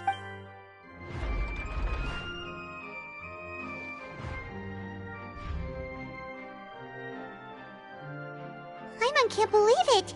She just surrendered. What the heck is going on? Did I just see an Archon surrender to a human? Wow, how utterly humiliating. Lady Farina, what is the meaning of this? It would seem that there has been a misunderstanding. To be clear, the raising of both hands is not always an indication of surrender. Looking for excuses? I raised my hands just now to indicate my acceptance of the trial. No duel shall be necessary. I will admit that I've been running away for a long time. I'm sorry, everyone. I was unable to protect the people of Poisson. It is my duty to stand trial for my crimes. You are not the only ones to be disappointed in me. I, too, am exceedingly disappointed in myself. But now, it is time for the Hydro Archon to show you her courage and resolve. I, Farina, will use this trial to show the world the true meaning of justice. This time, I will protect you. Applaud and rejoice. One of the most outrageous and fantastical arcs known to the opera epiclese is now unfolding before your eyes. Mark my words. This shall be one of the most exhilarating and brilliant shows ever to grace the stage of Fontaine. The trial of the Hydro Archon, Focalor, will now begin! Woohoo! Oh, now we're making history. Why does it feel like Farina just took over the whole thing? Also, even though she's still acting super dramatic... All right, then. Who will be my opponent in this trial? The court asks the prosecutor to please take the stand. Is that so? Very well. Then please speak, witness of Tivat, my accuser and fated opponent.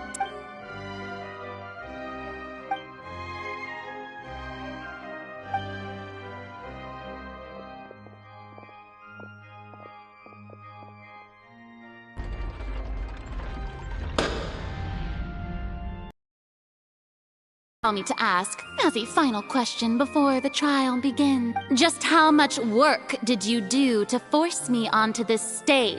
Well, we did do a lot of prep after the meeting that day. I can go over the tasks assigned to the Spina di Rosula, since they were rather straightforward and easy. Navia, the president of the Spina di Rosula. Most of the people who participated in the disturbance this morning were my subordinates. They changed into plain clothes. The people's resentment against their Archon has been building as more and more of the prophecy is fulfilled. Moreover, according to our understanding and analysis of you, when something like that occurred, you would likely flee the scene and head to Poisson by yourself. So, we arranged for a second group to lie in wait there. So, you mean... And their goal was to force you to step into the giant magic box so you may personally participate in the greatest magic performance in all of Fontanian history. That's right. That house was a magic box, rather than someone's residence. As the super ultimate version of the setup that I used when I first performed at the Opera Epiclese, the volume of the box was increased by a whole order of magnitude, and the distance it traversed was the entire gap between Poisson and Araneas. Was an Archon instead of a human. My thanks, Farina. Without your help, we could never have pulled off such an extraordinary performance. You're welcome? Of course, this performance was only made possible with Father's support. The House of the Hearth spent a massive amount of labor in Mora to pull this off. We had to select a location, construct the giant magic box, dig a tunnel, and open up a path through the water. So, in other words, the earthquake that we felt within the giant... That's right. It wasn't a sign of another disaster. Then, I can guess Nervilette and Cloran's part. You gathered a crowd, prepared a stage, all so that as soon as I appeared on the stage, the trial may commence without a hitch. Yes, that is correct. Well, Clorand, I must commend you for your courage.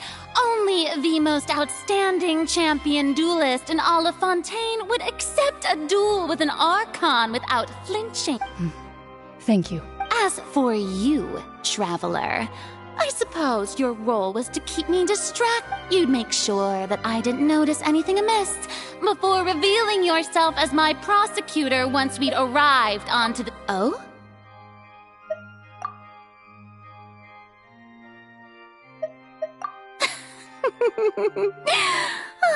Is that so? Then I suppose... It's fine. It matters not. The stage is already set, so there's no reason to disappoint the audience. Let's see this trial through to the very end. Sir Prosecutor, please allow me to pass. This is a document that Miss Charlotte applied for. Huh? Charlotte wanted to give us something?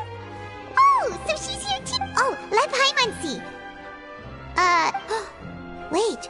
Then that means this document is a perfect timeline of everything. So in other words, we can refer to this anthology of evidence every... Let's quickly confirm the information in it.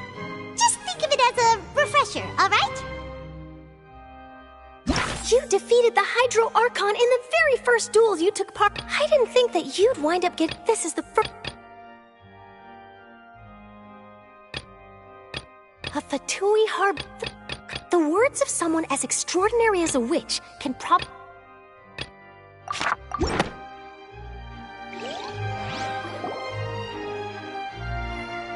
The prosecution and the defense are both in position. The trial shall now begin. Oh, come on! on, Nervylette. There's no need to repeat all the unimportant legalese. Just fast forward to the part where the prosecution lays out my offenses. Of course, it is only natural for humans to struggle to understand the actions of a god. That's true. But my charge here is unrelated to your conduct as an Archon. Instead, I would like to charge you as a fraud who's never been the Archon in the first place. Wait, what was that? Lady Farina's a fraud? Hey, I came here thinking that we were going to try the Hydro Archon for forsaking our duty, but did I hear that right? Charge accepted. Lady Farina, do you plead guilty to the charge? Lady Farina. I plead not guilty. How can I be guilty?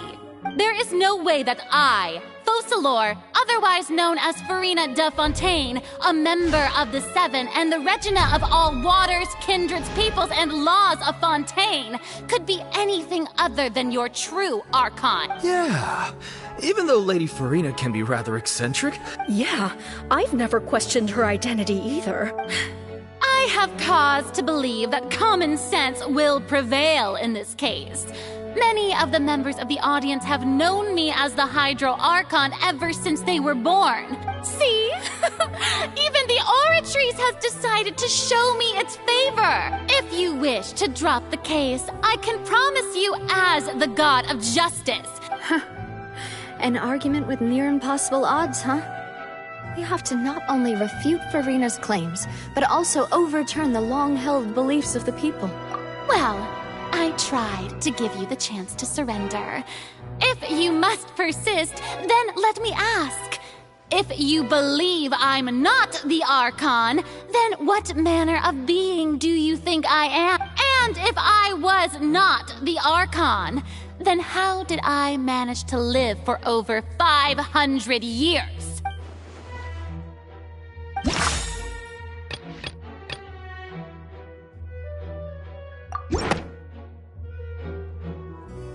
First of all, you may be a member of another long-lived race, which would allow you to naturally possess an extended lifespan.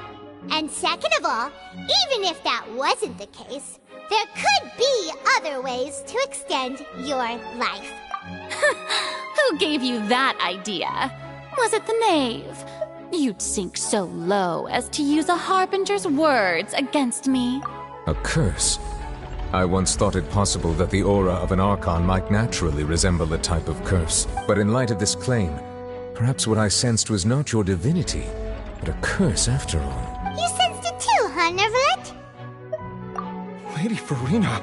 Well, it is true that it's extremely difficult to tell humans and gods apart.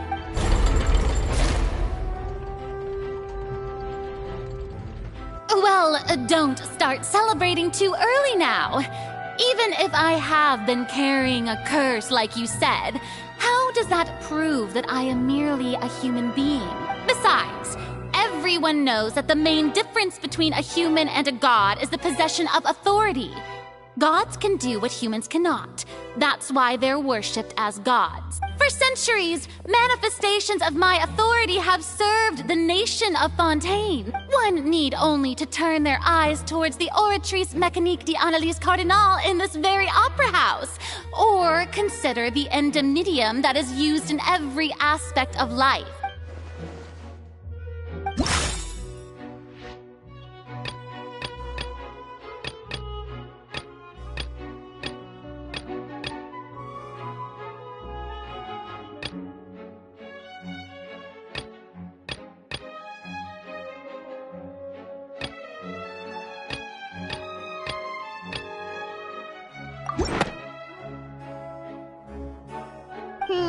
That doesn't sound...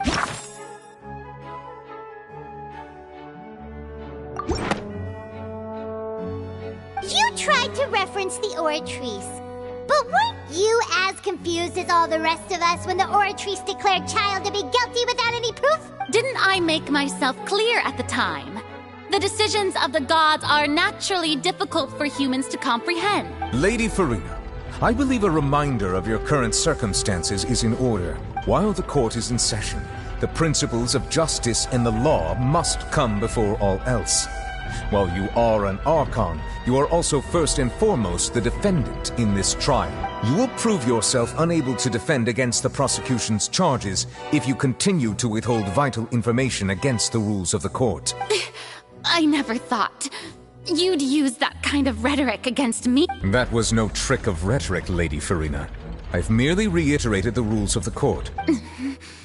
So, you neither knew why Child was declared guilty, nor did you understand the structure and operations of the oratory. Instead of having been created by you, the manifestations of authority you mentioned have been made by the real Hydro Archon, haven't they? The real Hydro Archon? Well, now you're really losing me. It is true that I did not know why the Oratrice gave out a guilty verdict that day. But the Oratrice handed out that verdict unilaterally. And it has been operating independently ever since it was first created. You can't argue that just because a divine creation is flawed, that the god behind it must also be no god at all. She's still throwing out all kinds of excuses. Seems like she's confident that we won't be able to produce proof that she has no power over the Oratrice. My power as an Archon. There are many ordinary citizens in the audience. How can I just carelessly demonstrate the formidable power of an Archon? If that poses a concern, I'm prepared to extend my protection to the audience. You don't need to go that far.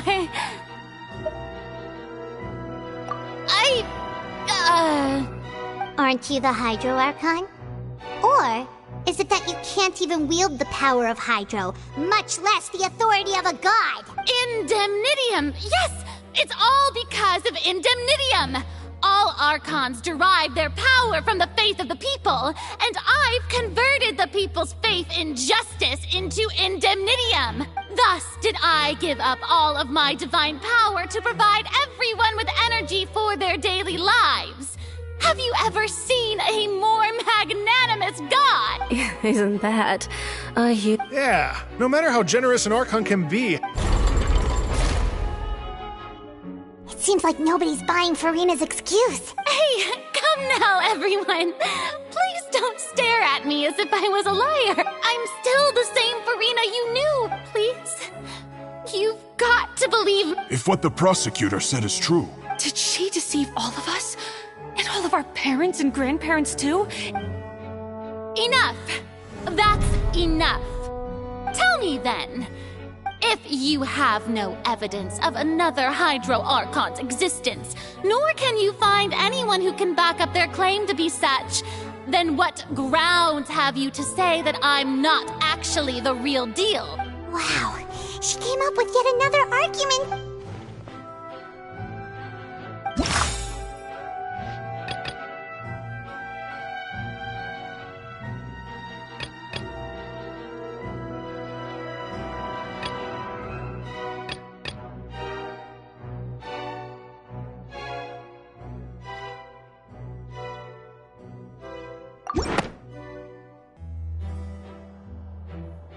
It has been established that all Fontanians can dissolve in water from the primordial sea. Since you insist on claiming to be a god and not a human, then there's a method that you can use right here. Miss Navia, please apply to serve as a temporary attorney for the prosecution before addressing the court. Though you act in partnership with the prosecutor, you must still adhere to proper procedure. Super sorry, Monsieur Chief Justice. I swear this really will be the last time that I'll speak out of turn. Now, I've brought some seawater from Poisson. As everyone knows, a massive flood struck the area not long ago, including those of some of my closest friends. So, Miss Farina, would you dare to touch some of this seawater? If we are to believe that you are indeed the real Hydro Archon, touching this seawater would have no effect on you. All it should do is strengthen your case. But if you don't dare to touch it, then we would have basically proved the reverse. Oh, and I must remind you that after the disaster at Poisson, nobody wants to see any more people dissolve. I do hope you'll act prudently and choose the simpler path of admitting guilt. Navia from the Spina di Rasula. If Lady Farina is indeed just a human, she's probably Fontanian like all the rest of us.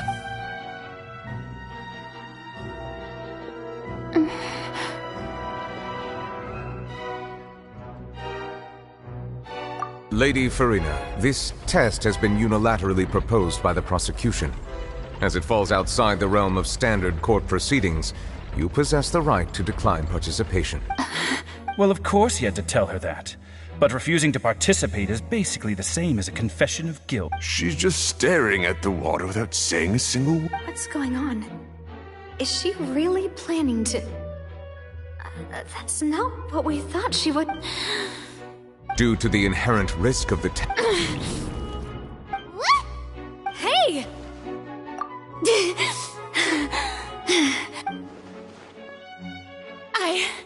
I'm fine! Look at me, everyone! My hand is still here! I haven't been dissolved! Will you believe me now? I really am your Archon! I'm nothing like a normal human who would fall apart as soon as they touch this water! Really? Was this not the most obvious thing in the world? Miss Siegewing? If you're present, Miss Siegewing, please come forward and attend to the defendant. Siegewing? Don't be nervous. It'll just take a few seconds. That should be enough. Please announce the results of your evaluation to the court. As everyone doubtlessly saw, Miss Farina was displaying symptoms of hyperventilation and flushed skin. These indicate that she was experiencing the adverse effects of exposure to primordial seawater. The extent to which she was affected is the same as other humans when exposed to primordial seawater of a similar concentration. Thank you, Miss Siegewing.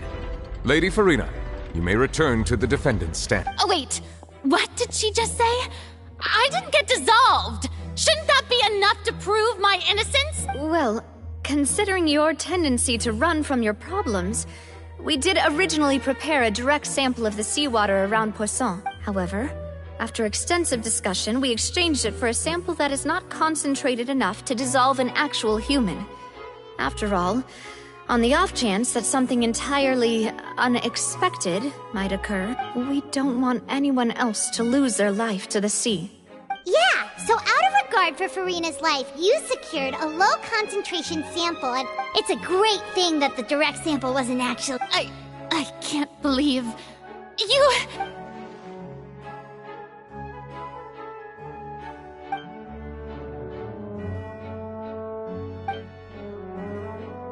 Listen to me, everyone!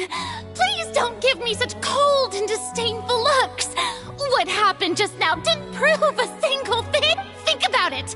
How can you conclusively prove that an Archon can't also be affected by the primordial seawater? Also, if I was really just a human, why would I dare to just put my hand in that kind of...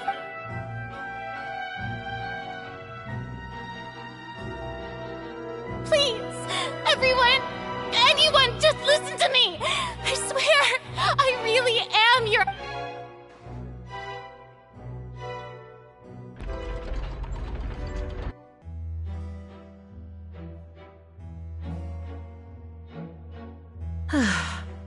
I don't think anything she says at this point will sway anyone. With all the things that have been said, Paimon doesn't think there's any way left for Farina. I believe the time for arguments and presentation of evidence has come to an end. If there are no objections, we will move on to the final judgment.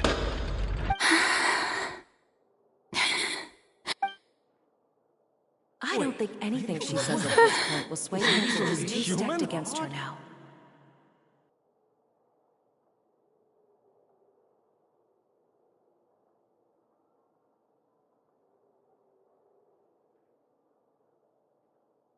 In my capacity as Chief Justice, I shall now render judgment on Farina's misrepresentation of herself as the Archon of Fontaine. As a human who knowingly deceived her fellow citizens, Farina is... guilty.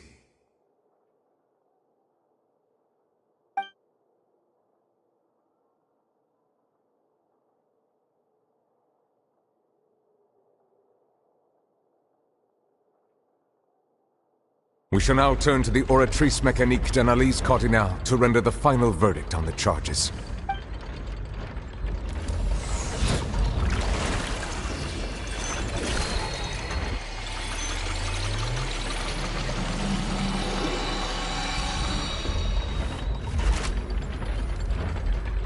According to the judgment of the Oratrice Mécanique d'Analyse Cardinale, Farina is... Well, what's wrong? What's the Oratrice's verdict? No, the Oratrice also displays a guilty verdict. Isn't that correct then? However, the exact wording of the verdict is thus. The Hydro Archon, guilty to be punished via the death sentence. The death sentence? That's actually one of the available sentences? I've always thought that it was just a myth. The one and only time the death sentence has been handed out at the court. And it's been given to the very person we've worshipped as the god of justice? What an unexpected twist. Farina's been sentenced to death by the Oratrice? We just wanted to use the trial to show her the seriousness of things so she'd tell us the truth. How did things escalate this quickly? This outcome is indeed quite strange. According to Fontaine's current definitions of justice, as well as its recommendations for criminal sentences, is this sentence really appropriate for the crimes that have been committed? Yeah! Even Vacher wasn't sentenced to death by the Oratrice. You know, the real evil mastermind behind the serial disappearances case. Indeed. Not only is Farina's sentence overly excessive, the very point of our trial today was also to prove that Farina has never been the Hydro Archon in the first place. But now, the Oratrice seems to have deliberately invoked the title of the Hydro Archon. What does this mean?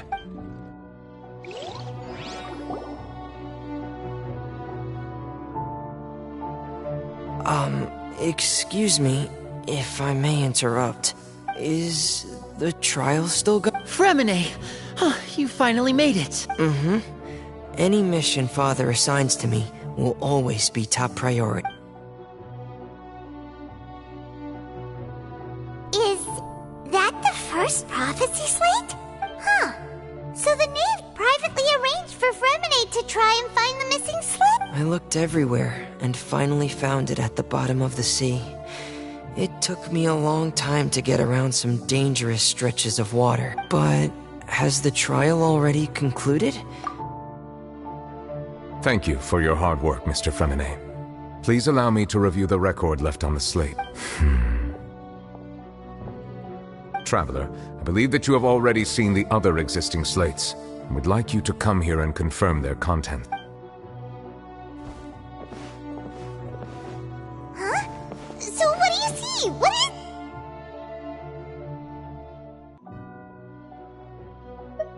I believe I have now made sense of the Hydro Archon's crime. It has to do with Fontaine's lost history. Huh? Isn't the Hydro Archon just guilty of deceiving her people? So when you say Hydro Archon, do you mean the real Hydro Archon we've been kinda talking about? In truth, everything that you've encountered in Fontaine up until this point can be traced back to the contents of these stone slates. However, I'm uncertain as to how much sense they currently make to you. Okay, let's try to recall the contents of the other 3 stone slates.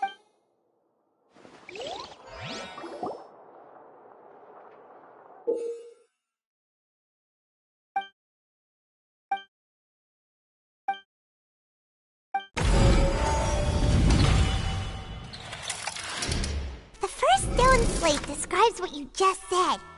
It seems to show the previous Hydro Archon. Does that mean that...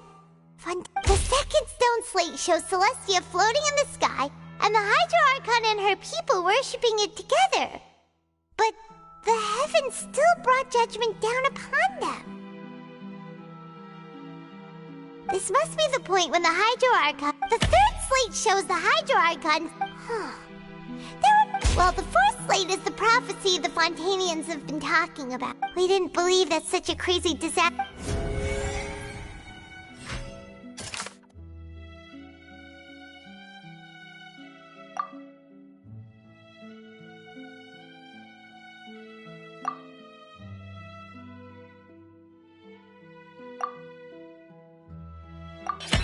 We know from the case of the serial disappearances of young women that Fontanians can... And the first stone slate tells us that long ago, the Hydro Archon used her power to turn Oceanids into human. This might be the reason that Fontanians can dissolve.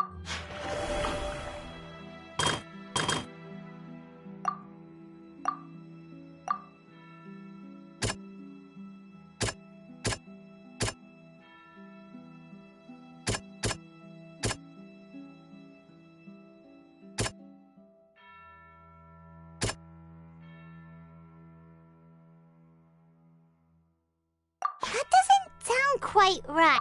That doesn't sound quite... That doesn't... Perhaps what is about to take place has all happened before. The true sin of the Hydro Archon that Nervalette mentioned, and the original sin cast down on the people of Fontaine by Celestia, as recorded on the stone slates.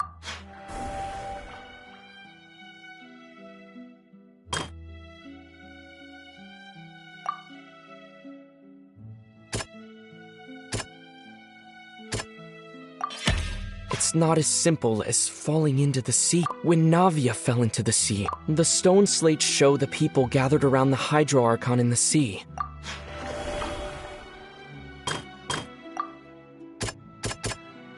That doesn't sound... The prophecy from the stone slates found its way into society, but not many people believed it at first. The fortress of Meropide was nearly flooded with primordial seawater.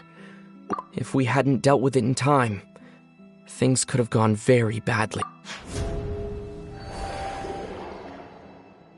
They'll dissolve into the primordial sea but won't cease to exist. Their essence will flow in the seawater, converge, and take the form of an Oceanid. The Hydro Archon was sentenced to death in court, shocking everyone present. Navia fell into the water inside those ruins, and she nearly dissolved. She was surrounded by the people of Poisson in a court within her consciousness, and was forced to take part in a trial meant to make her stay. The eruption of the primordial sea at the fortress of Meropide was the surest sign that the prophecy was about to come to pass no matter what. The prophecy's contents can all be verified by recent events. If we combine what we know together, look...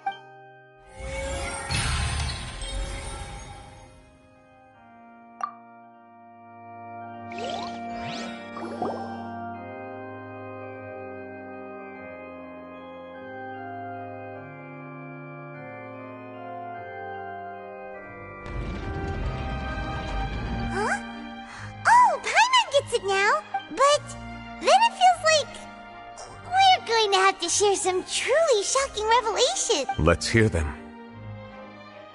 Incredible. Linny, did you hear that? We're not real humans. All Fontanians were originally created by the late previous Hydro Archon, with Oceanids as their basis. The evidence for that can be found in how only Fontanians could dissolve in primordial seawater. Oh, and according to Navia, when she was about to get dissolved, she also saw everyone gathered around for a trial. All of them in the shape of Oceanids. Indeed. Yeah, and it follows from the content of the first slate that she probably angered Celestia by creating humans without prior permission. That could also explain why the Oratrice judged the Hydro Archon to be guilty. It's to account for that ancient sin. The Hydro Archon's true sin was creating us? And yet, after many hundreds of years, the Hydro Archon's creations have turned around to try to judge the Archon within the Opera Epiclese.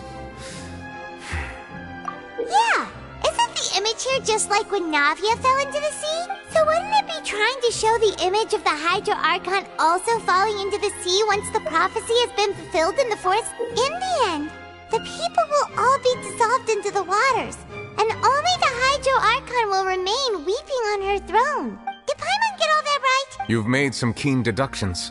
I must say, given how much you still don't know, it is impressive that you've already managed to connect so many pieces of the truth. However, While you were able to decode all the information on the slates, they've also been etched with an additional layer of hidden information using a different power source. When we were at the ruins, I tried to decipher the hidden information recorded in the slates. But since we only had 3 slates at the time, I was unable to come to a full conclusion. Now that the slate collection is complete, I shall make another attempt to decipher the narrative recorded within.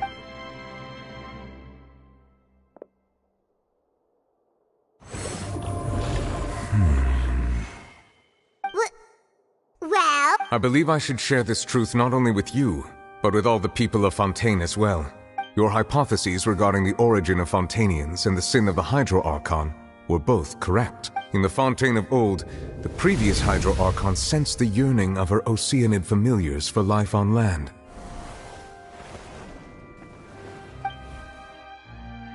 The Oceanids were enamored with the beauty and romanticism of human beings, and wishing to have those experiences for themselves, expressed to the Hydro Archon their desire to become of a similar kind. However, even though water as an element is intricately linked with the power of life, the Hydro Archon, as one of the 7, did not possess the authority to create a new form of human life. Not one to give in, she eventually found a way to create permanent humanoid bodies for her familiars by appropriating the power of this planet's primordial sea. She poured primordial seawater into the Oceanids' blood vessels, creating humanoid mimics in the process. But if Fontanians were to ever come into direct contact with water from the primordial sea, the power within their bodies would escape these artificial restraints and return to the sea.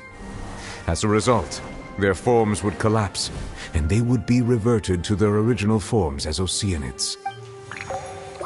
Of course, the Hydro Archon never received permission from the heavenly principles to create a new human race.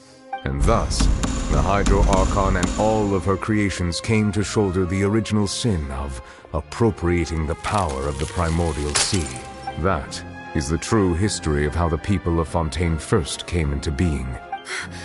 So we were all Oceanids before we turned into human beings? That's way too much information for me. I think I'm just going to pretend that I never heard a single thing. Wait, but if that's the truth, we can't let the Hydro Archon be sentenced to death. After all, her only sin was creating us. This really might be too much information for your regular Fontanian. Alas, your hypothesis regarding the 3rd and 4th stone slates was inaccurate.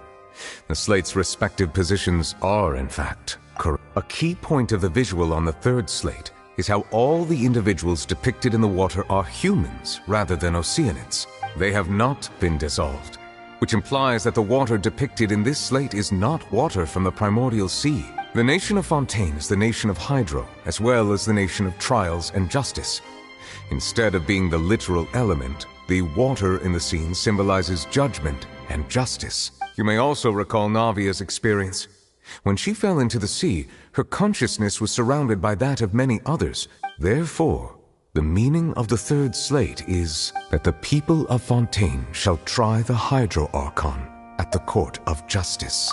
Yes, it refers to our present situation. I think I'm following now. So, what you're saying is, even though we decided to put on this trial to avoid fulfilling the prophecy, in truth, everything we've done has happened exactly as the prophecy foretold. What should we do? Huh. No matter what, the prophecy will be fulfilled.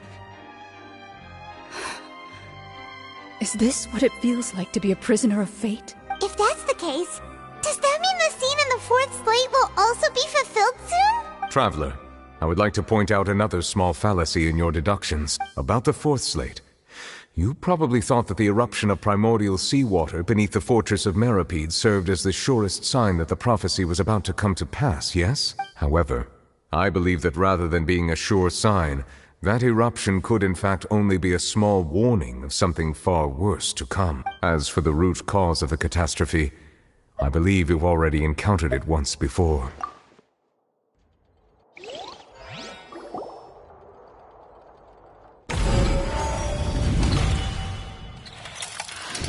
This eruption was just a small warning of the things to come. We must find the root cause of the disaster.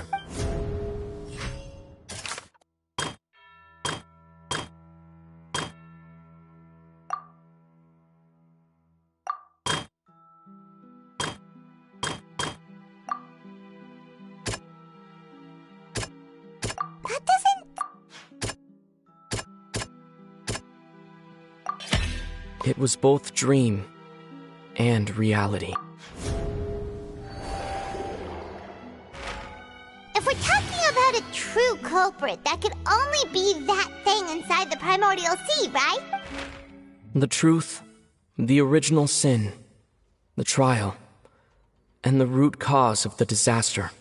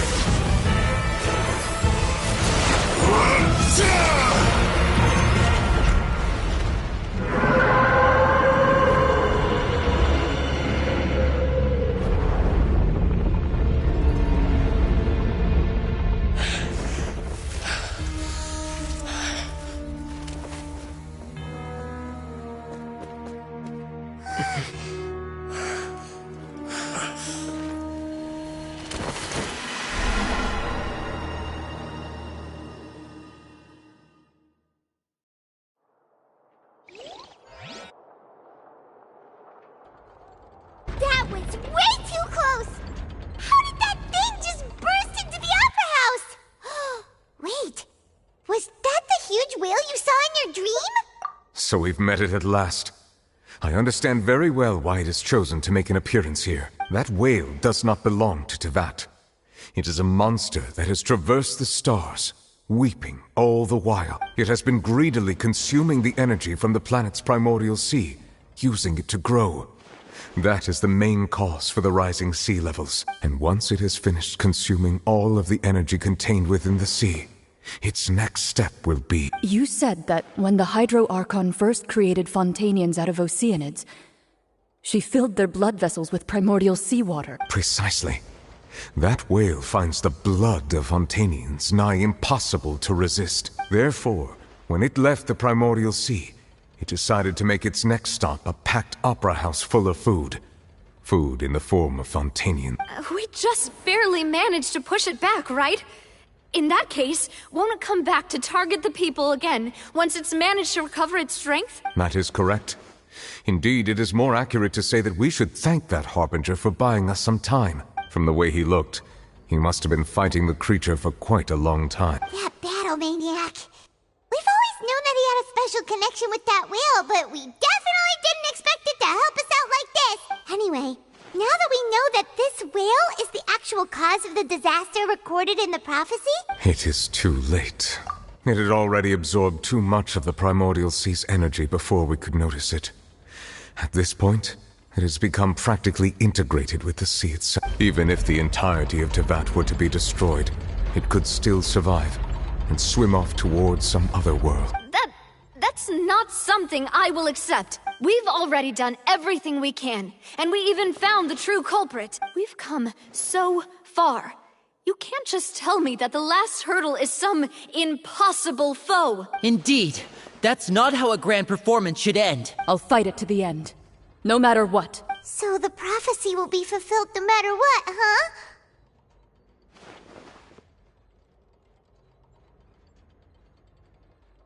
The prophecy. Yes, what has been prophesied will be fulfilled. You may view...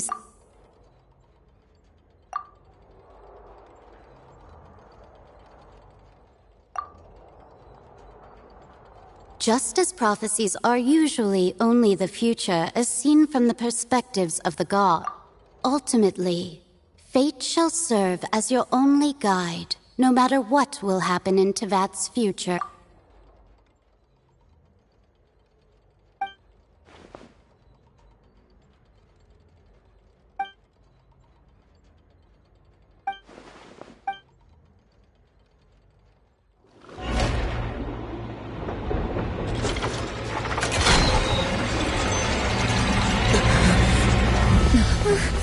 What's happening with the oratories? I believe it is preparing to carry out the death sentence.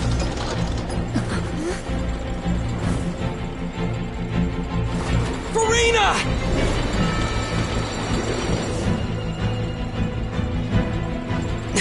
No, I still need answers.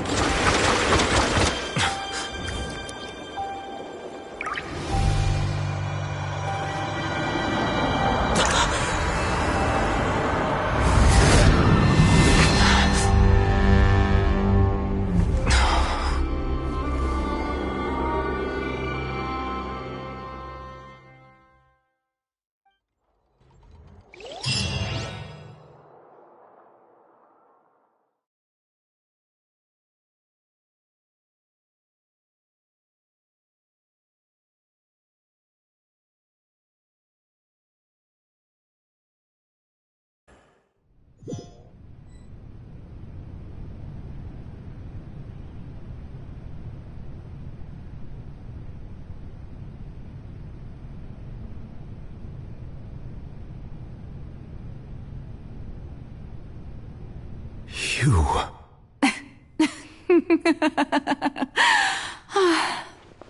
Sorry. That shocked expression on your face is just too amusing. I couldn't help myself. You are not Farina. Who are you? The sweet sound of bewilderment. Marvelous. A sure sign that my attempt to deceive everyone was a resounding success. But to answer your question, I am Focalor. You know, the god. Focalor, why did you deceive us? Oh, that wasn't my goal, of course. Goodness, no. But I had to fool everyone else too, if I was to stand any chance of deceiving the heavenly principles. Deceiving the heavenly principles? It's all because of that pernicious prophecy. Dreadful, wasn't it? Everyone doomed to dissolve. Fontaine condemned to be flooded. One was not amused. In fact, one was positively bemused when that problem was thrust upon me by my dearest predecessor. That's the former Hydro-Archon Egeria, for the uninitiated. It hardly gets more disastrous than a preordained national catastrophe, now does it? She knew full well that the prophecy would surely come to pass, and as one of the seven, she also knew full well that one defies the heavenly principles at one's peril. So yes, as you have no doubt surmised, it was a rather impossible situation that I found myself in. I spent a terribly long time mulling it over, alone on the ocean floor. And I was almost growing barnacles by the time I finally realized there was only one possible solution to this confounding conundrum. I had to outwit the heavenly principles, allow the prophecy to be fulfilled, ostensibly at least, while saving everyone at the same time. I'm a genius, I know. I can only assume that's why Egeria chose me as her successor. Although, looking back now, it was hardly the inheritance one dreams of. Between the task of saving the nation, the quotidian duties of the Hydro-Archon, and not to mention the original sin of creating a new race of humans, I dare say she left me quite a colossal mess to clean up. But one can only play the hand one is dealt. I did not choose this, any more than I chose to be one of her Oceanid familiars. So you were also once one of the Oceanids. transformed into a human by Egeria's hand. Yes, I was. I always dreamed of becoming human. And I still do, even now. In my eyes, to be human is to be part of the greatest opera ever known. After becoming a god, I separated my divinity from my body and spirit, leaving behind only a self that was as naive and bewildered as my past self on her first day as a human being. The me you see before you now is that divinity. And the human counterpart I left behind, I named Farina. She could feel joy, sorrow, and everything in between. She could be as vain and conceited, or as meek and vulnerable as she wished. Her strengths were of a kind only a human could possess, as were her shortcomings. But in my eyes, Farina's humanity was what made her perfect. She was perfectly human in every way. The person I always wanted to be. Anyway, so then I cursed her. All part of the plan, of course. The plan to deceive the heavenly principles. Do you still remember the final scene of the prophecy? The Hydra Archon, alone, weeping on her throne. In order that the prophecy might appear fulfilled, I invited Farina to be an actress, to play the part of the Hydra Archon in the prophecy, under the curse I placed on her. So long as I, Focalor's divinity, continued to exist, she could not die. But nor was she free to live her life in the pursuit of happiness. Instead, she was forced to take the stage in the opera house, to embrace the role of leading lady, to forever play the part of the god from the prophecy, all to create a deceitful appearance of that prophecy coming to pass. I suppose now you probably understand why your court is called the Opera Epiclese. But Farina is only human, isn't she? Even though she has had a long life, her mind is no stronger than that of any other ordinary human being. I cannot begin to fathom what she has had to endure. It must have been torture for her. It has indeed. And although she is, in a sense, me in human form, I most definitely owe her an apology for it. It's been 500 years, and all along, she's been playing her part in the most unimaginably long, unbearably lonely, and agonizingly painful opera of all time.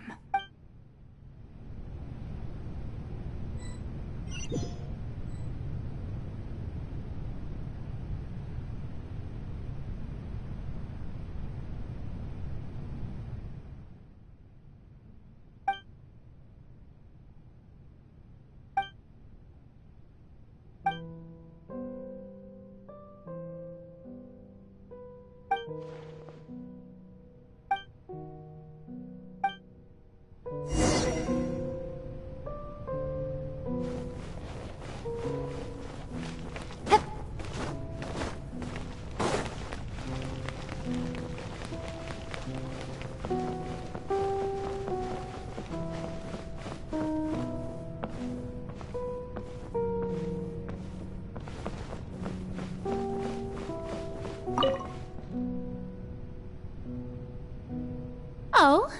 Who permitted you to come onto this stage? Now, I understand your admiration for my august self, but I must ask you to keep to the rules. All right. It is not my intent to reprimand you. There is no need to state your name. Just be off with you. Do not Oh, do not jest. Can you not feel it? I am Focalor. The eyes of countless Fontanians are upon me. I must, at all times, display the utmost elegance.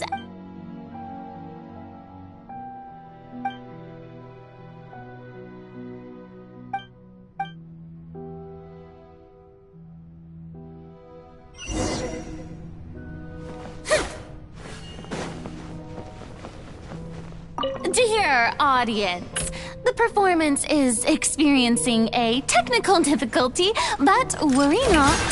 The guards shall resolve it soon.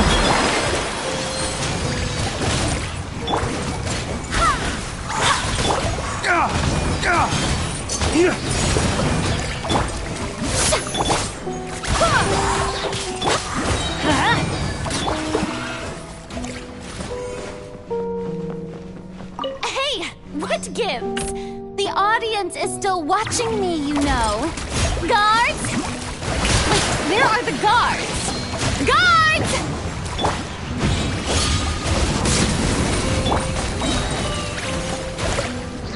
Let the world come alive! Wind, hear me.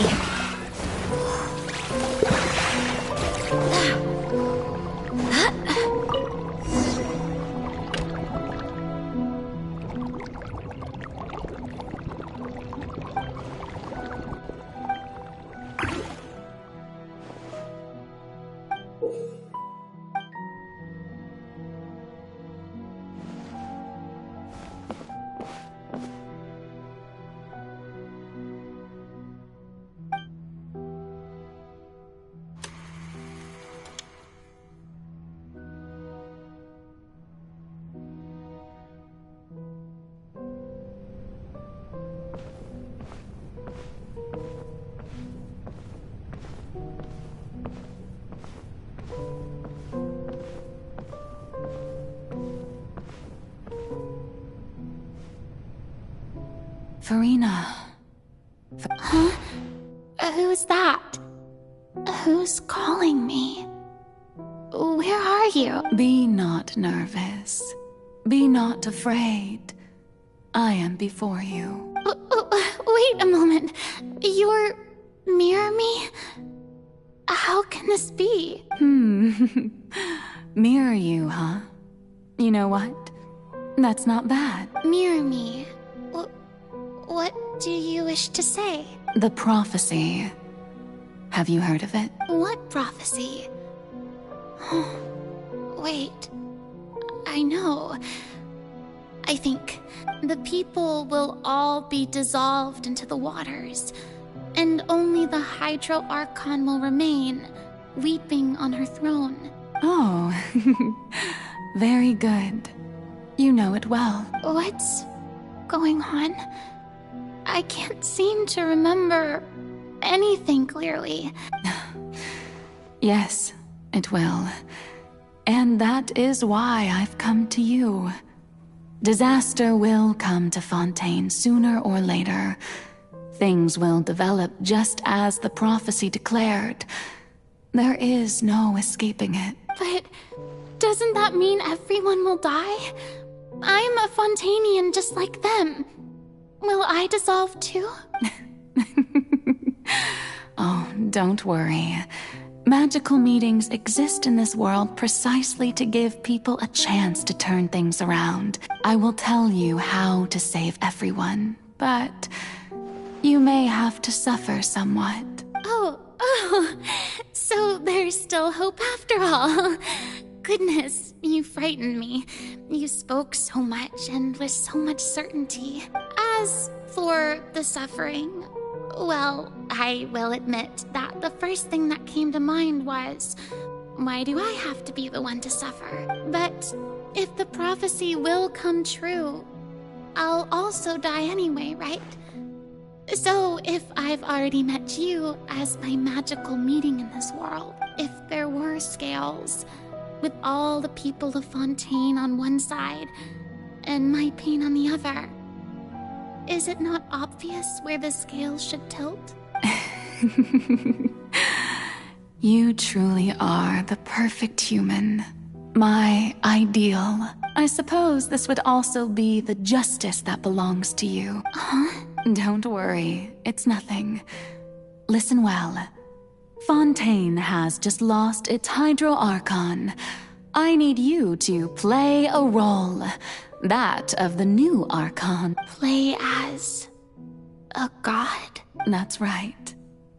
You must begin a never-ending masquerade.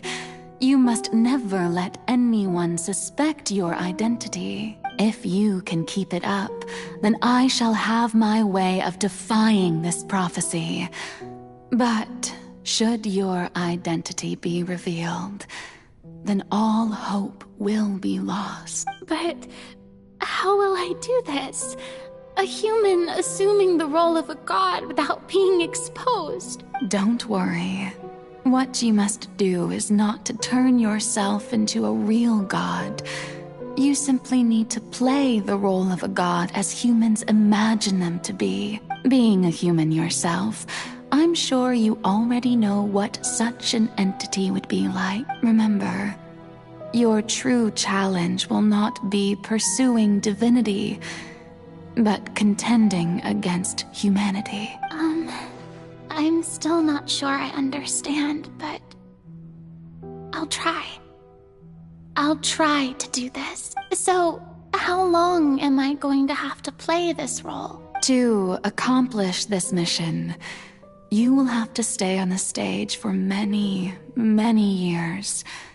You will endure and not grow old until your task ends. But I promise you, all will eventually end in a magnificent and dramatic trial, and everyone will be saved. A trial? Huh. How exciting. I'll be looking forward to it.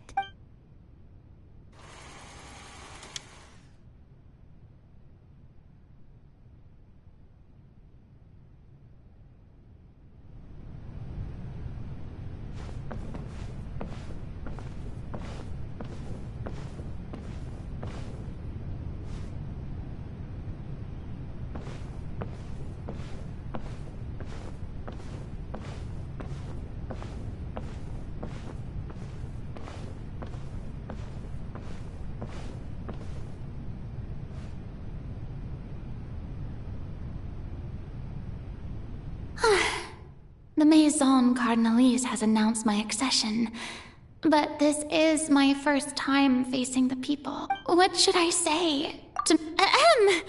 Ladies and gentlemen, good evening, and welcome to the Opera Epiclé. I'm sure you've all heard about how I have taken on the role of Hydro Archon.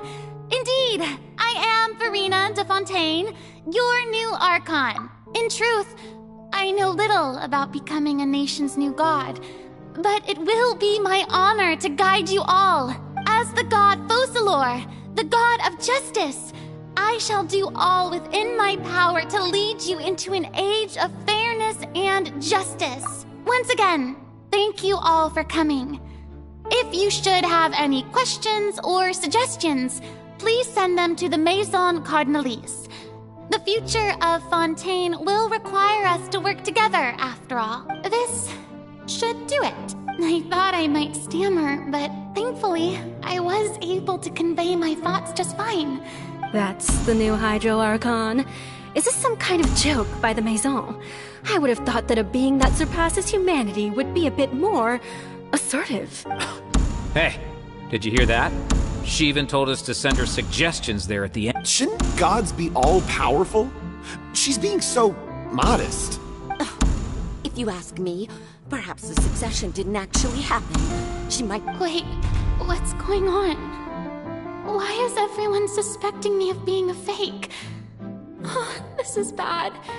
If I get exposed here, there'll be no saving the people from the prophecy. Right. Mirmi said that I just need to play calm down, Verena. Think.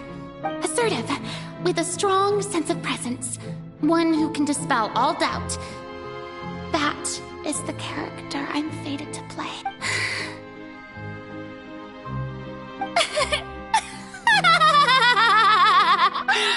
Oh, very good, my people.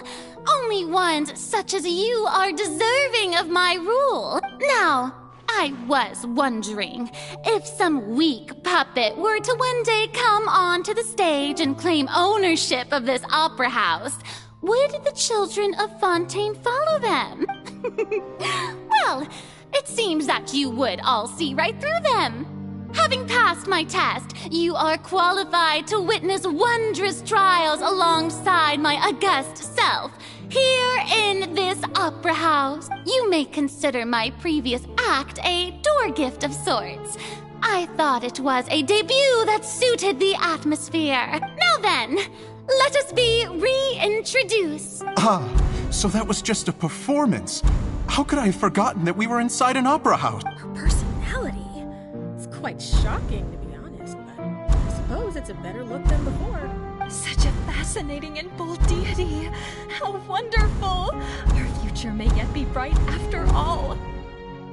It seems I've turned them around. Best follow this flow and restart my accessions. My dear people, whether you acknowledge me or not, whether you trust me or nay, I say to you, keep faith in your ardor for justice. We have heard it said that this nation's sins can no longer be washed away. Well, I say that justice is most fragrant when it blooms amid sin. The scales of justice should not weigh heavy in the hands of its God. On one side, it must carry fairness and justice. And on the other, praise and applause. May law be the prayer on our lips. May judgment be our worship. Let us light the fires and drink to the future of Fontaine! There is no trouble in this world that justice cannot solve. All that is needed is for you, my people, to believe in it, heart and soul. So long as I, the Archon Focalor, stand within the Opera Epiclese, so long as I stand before the Oratrice, I shall even judge the gods of this world!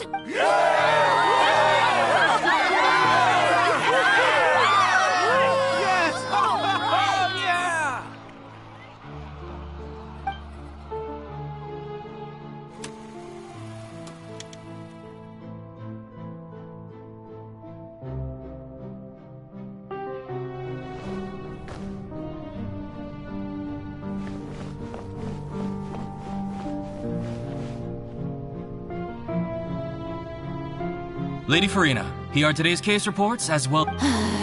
Come now, was I not just at the Opera House in person?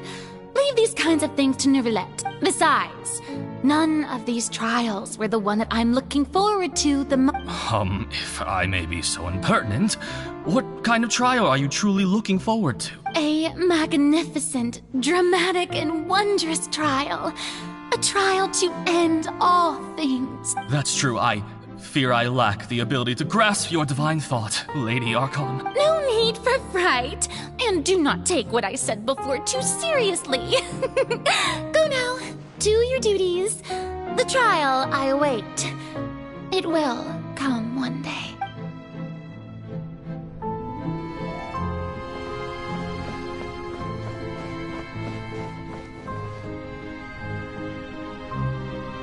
Lady Farina, I don't know what to say. No need to thank me. Or rather, thank your own sense of perseverance instead. Oh, I'm afraid that's just an inevitable consequence of my divine char. All right, Deoteria, is it?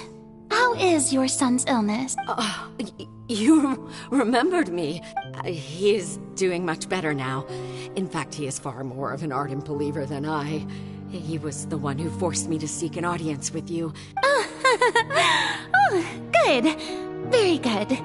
If this should happen again in the future, please do not hesitate to come and tell me. Going down to citizens' homes every so often, while not usual practice, should serve as a fine change of pace. You're such a gentle and wise god.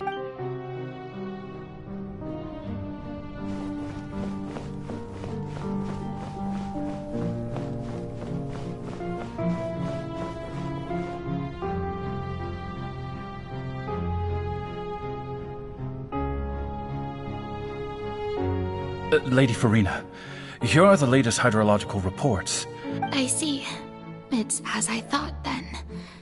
As your god, I did already expect this, but I wanted to see how far your human wisdom would allow you to analyze it. All manner of signs indicate that the prophecy will still come. Well, as I understand it, the Fontaine Research Institute is also trying to find a way to counter the rising water level. Really? Have they found anything? I'm afraid that they haven't found any effective solution thus far. Oh, is that so? Well, no wonder. This issue has reached the realm of the gods, after all.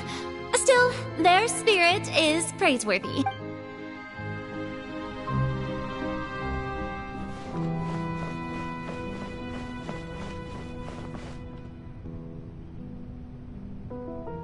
The day is finally over. I haven't had a moment to breathe this whole time, but it's good to see that everything's getting on track. Maybe this is fine. I just need to keep going.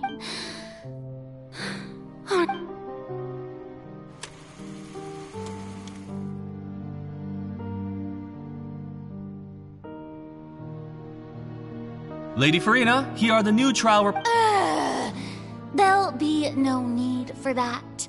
I've seen them already. Lady Farina, I've... Indeed, my dear, loyal citizen. Lady Farina, we're detecting significant hydrological Understood. Keep monitoring. Keep me informed should anything come up at the Institute.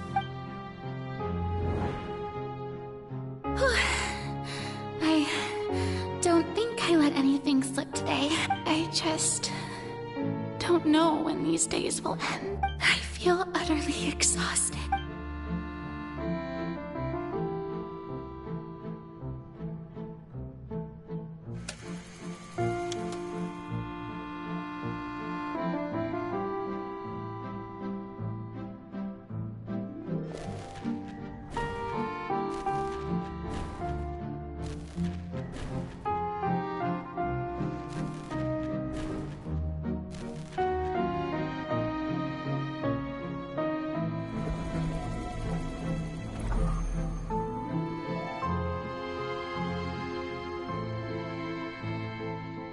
Lady Farina, I've heard that the first member of our family who was honored to And what a fine family yours is, isn't it? What? Are you crying? Really now? I didn't even notice. This must be the overflow of hydro from my person. Well, can't quite help being the god whose dominion is the waters, can I? No wonder. No wonder. A manifestation of your power, then. Oh, Archon, I am honored to have witnessed it. Honored indeed.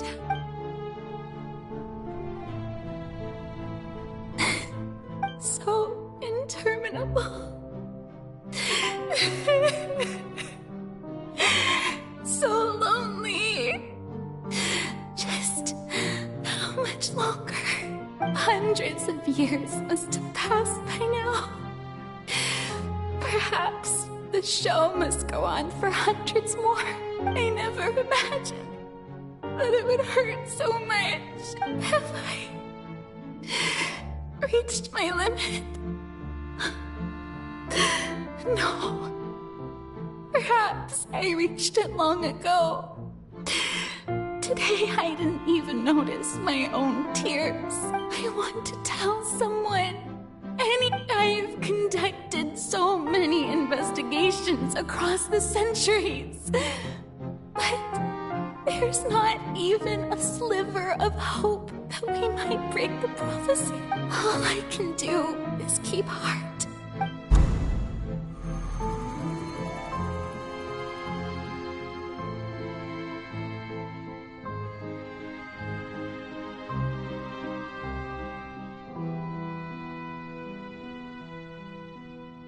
Farina, you don't have to shoulder this burden alone, although I don't know what you might be keeping from everyone.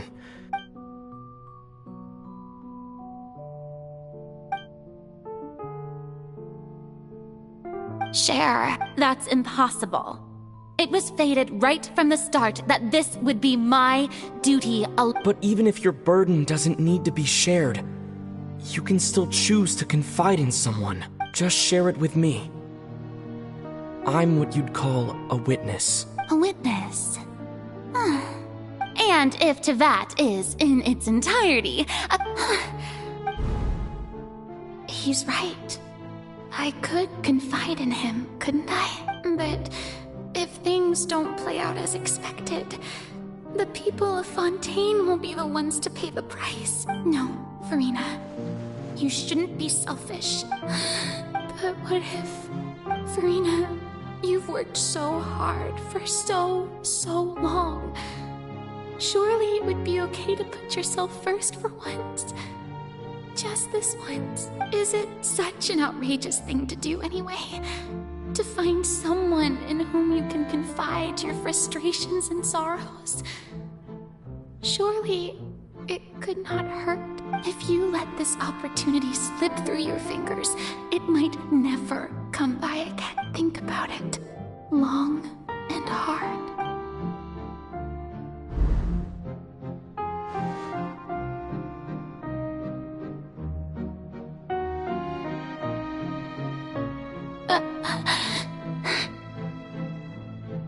No, I have nothing to say. I am Farina, the Archon of Fontaine. All you need to do, dear spectator, is to witness my performance until the curtains fall.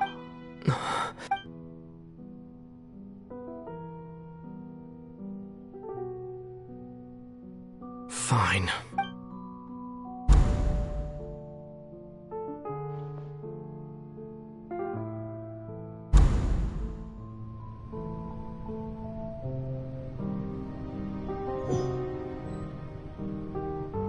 So even Farina doesn't know the truth?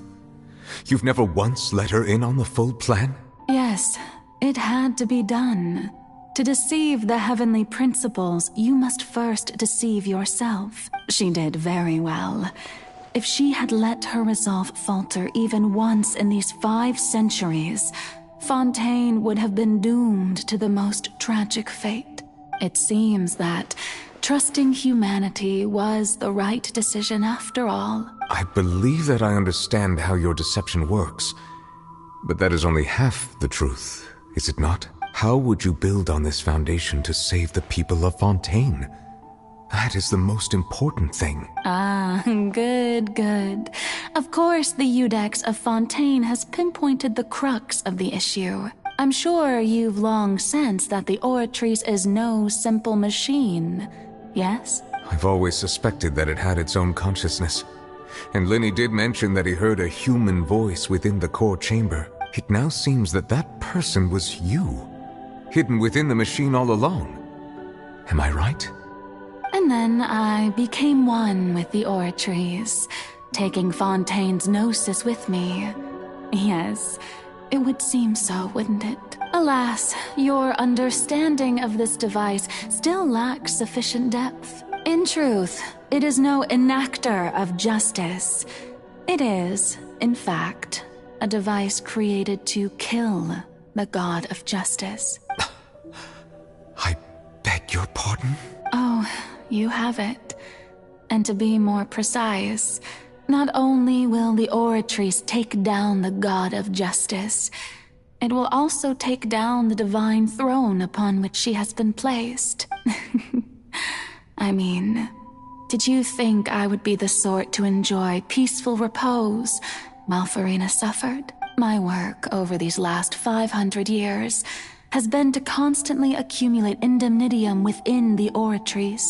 But really, some have already discovered that only a small fraction of the energy generated by the device was ever used to provide power to Fontaine. The vast majority had to be accumulated to enact this death sentence. It was all a part of your plan then?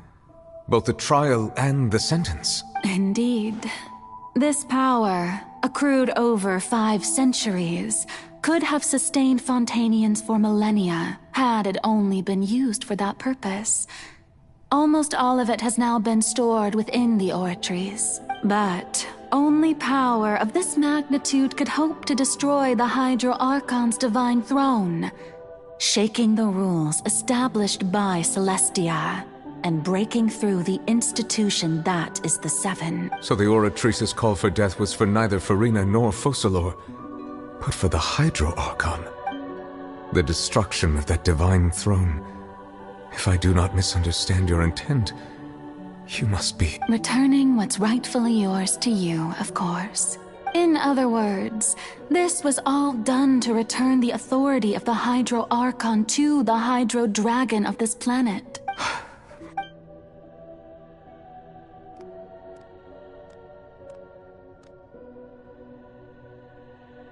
Oh, what? Getting sad again, are we? The authority of the ancient dragons shall soon be yours once more, O Hydro Dragon Sovereign. And this is the face you make. All you've done throughout the years is just so you can sacrifice yourself at the very end. I've never quite seen it that way, you know. Even now, I'm quite pleased at how well my deception worked.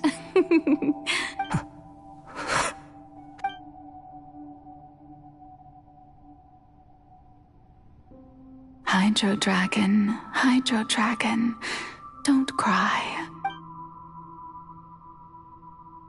I must say, had it been within my rights, I would have loved to judge the heavenly principles themselves.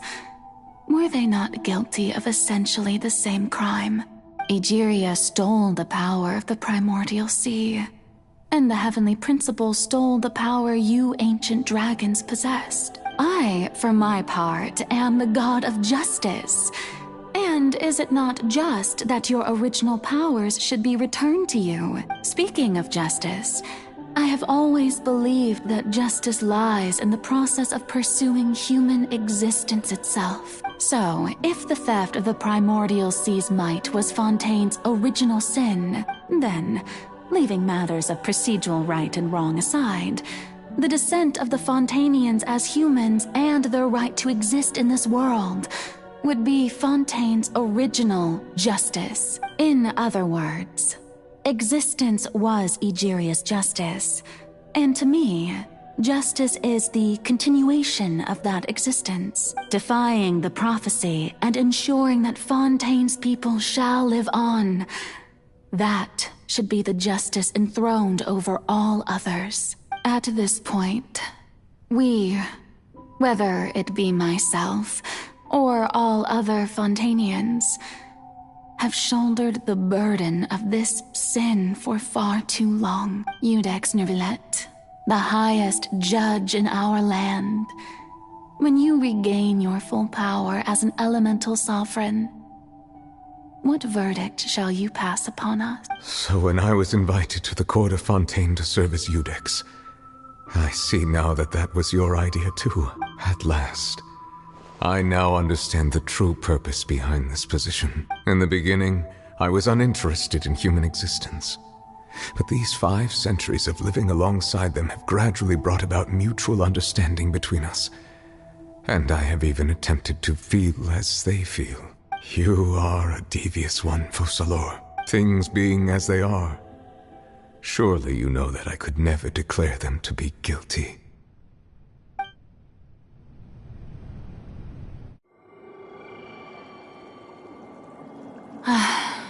The hour of my execution is almost here. For the sinner, the curtain call has come. I know I may not sound it, but faced with death, I find myself a little afraid. Perhaps this is one thing both gods and humans have in common.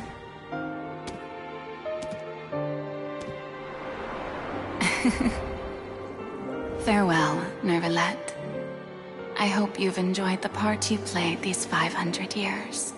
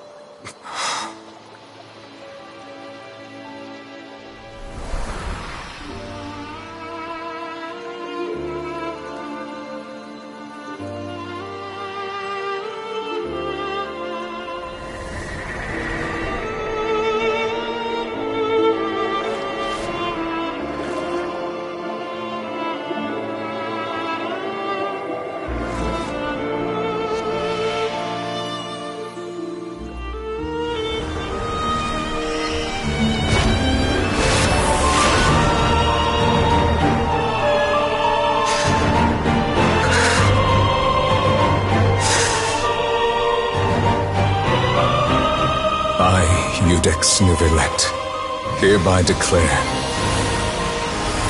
people of Fontaine, your sins are forgiven.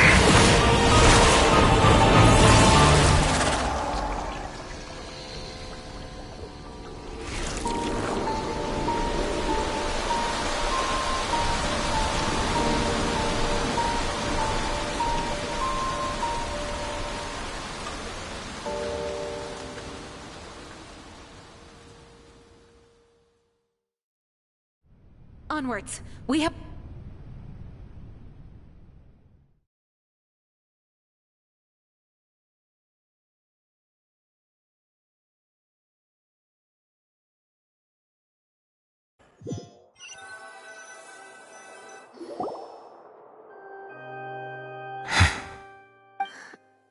What just happened? Has the death sentence been carried out? Was that bright light some sort of misdirection? But since we're all still alive and haven't been dissolved, I assume whatever happened was good for us. It's time to end this. We must mete out punishment to that beast. Didn't you say just a moment ago that it can't be defeated? I have gained the strength sufficient to deal with it. Through certain means, I now have the ability to separate the power of the Primordial Sea from that creature. We should seize the opportunity to pursue our quarry. Traveler, now that the oratories can no longer function, I require an executor to help me mete out justice. The root of the calamities befalling Fontaine. The beast that enacts the prophecy. Its name is the all-devouring narwhal. Come with me, traveler. The hour of execution has come.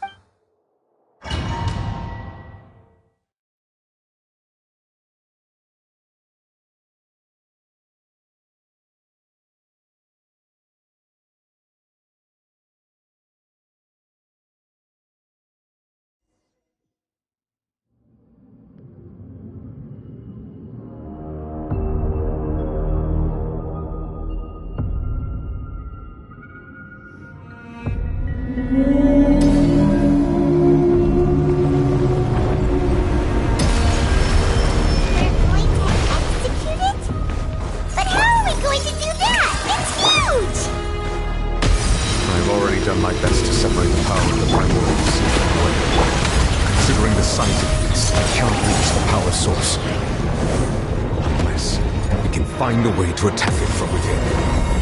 I shall share a part of the ancient dragon. We shall look for an opening together.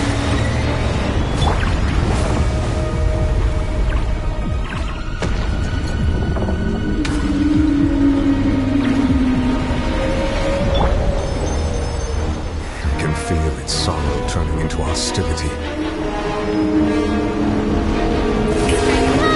Teamwork is dreamwork! Dawn, break force!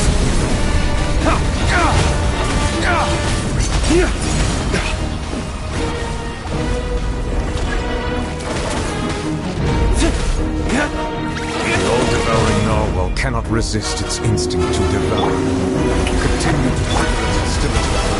Chance will present itself.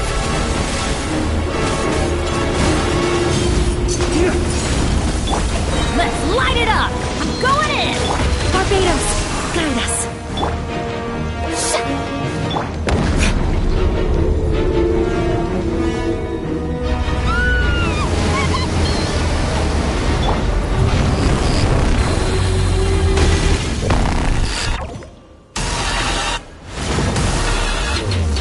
Why is there a hole-looking thingy over there?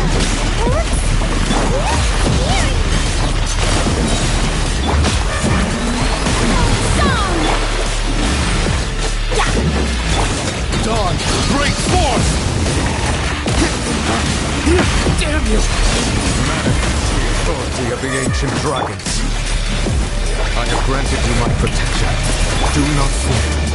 Seize the moment and use my power to suppress its root from within. Bullet blood! I swear by my sword! Let's light it up!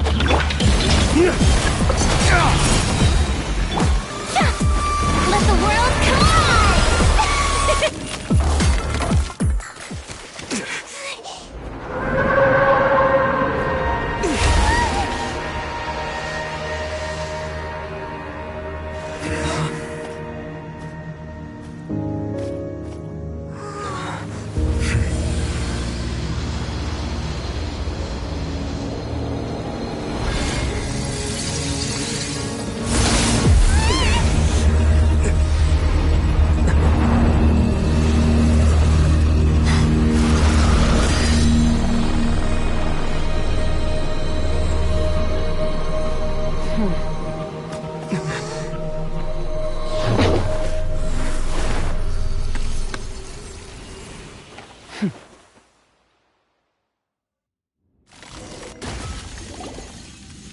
Thanks for helping with the cleanup. It should have been my job, but... oh well. It was just supposed to be a short private training session for me. I didn't think that my disciple and my master's pet would start brawling in the meantime. Well, actually, I had a feeling that it would happen at some point, but they bumped into one another earlier than I thought. What a blunder. I suppose I'll have to swing my sword 3 million times as penance. That power. Who are you exactly? Paimon has an idea. From what she said earlier, she must be Child's master. Skirk, right? It's just that he gave us the impression that she was the less talkative person. I simply did not have anything to say to the weak. But you, on the other hand, managed to defeat the all-devouring narwhal without using power from beyond this world, so you may speak to me as equals. I have to agree. It's a strange use of a planet's primordial waters just to raise an all-devouring narwhal. That kind of power is wasted on it. It's not cooperative. It eats too much. And I have more important things to do with my time than pet sitting. The only thing that creature has going for it is its looks. All in all, it fails as a pet. Miss Skirk? I think you might have missed the point. The point be... well, being that this pet almost destroyed an entire nation. So what sort of person is your master? Oh, right. So you don't know him. Sorry, I assumed you did. His name is Sertologi. I am unfamiliar with that name. Huh. So Master isn't sufficiently famous. How should I describe him then? Have you heard of the name The Fowl? The Fowl? Still nothing? Well, how about the Visionary? Vetterfulnir then? Or Gold Rhindaughter? Ooh, that one we've heard! Rhindaughter's part of the Hexen Circle. She's Albedo's mom, right? Oh, so you do know that name. To be honest, I also heard all of those names and titles from my master. I don't actually know them either, but I suppose you understand now, yes? My master is likely a similar sort to Rhindaughter. They are both pursuing some form of perfection. Wait! Didn't you also mention a visionary person? Actually, never mind that. I believe it expedient to inform you that the all-devouring narwhal used up nearly all its strength fighting you. Such roiling hydro energies will prove difficult for the planet's deep seas to digest. As such, the fontaine back on the surface has most likely been thrown into chaos. In other words, the prophecy that you've been fretting over should now be in full swing. What?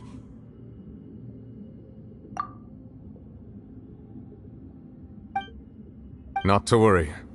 Focalor has already managed to deceive the heavenly principles.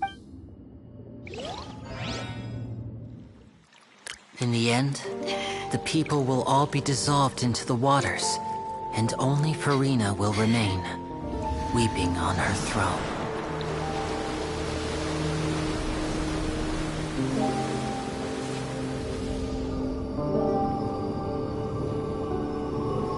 Only then will the sins of the people of Fontaine be washed away.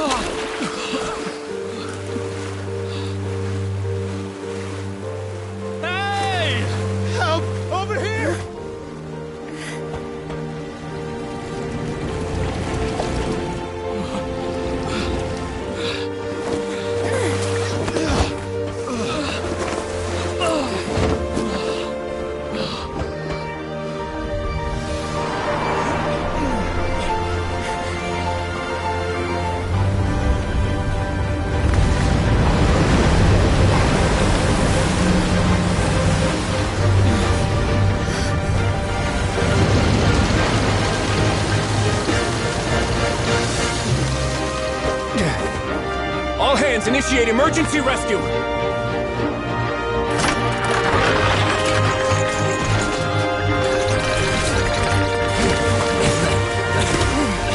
Hurry!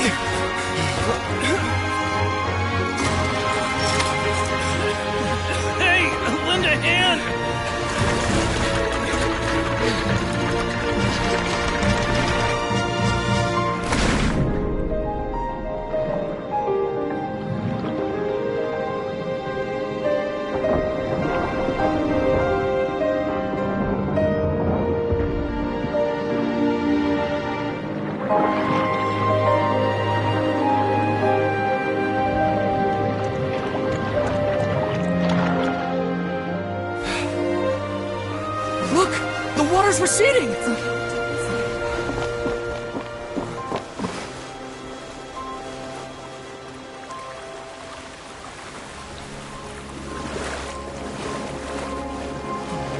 It's a miracle! Water's receding. We didn't dissolve. The prophecy was wrong. The prophecy was wrong.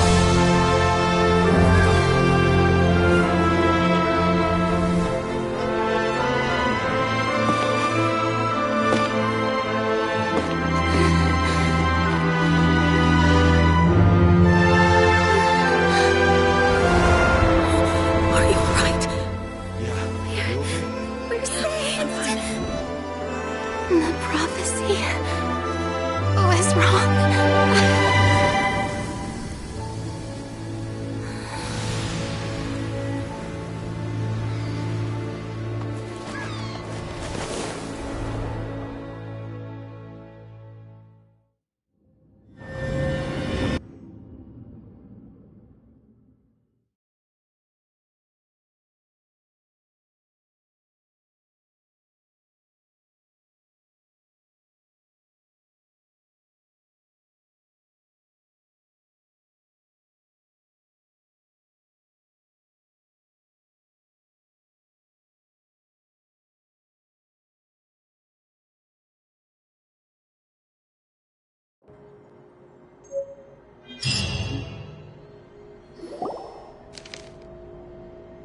The soil renewed.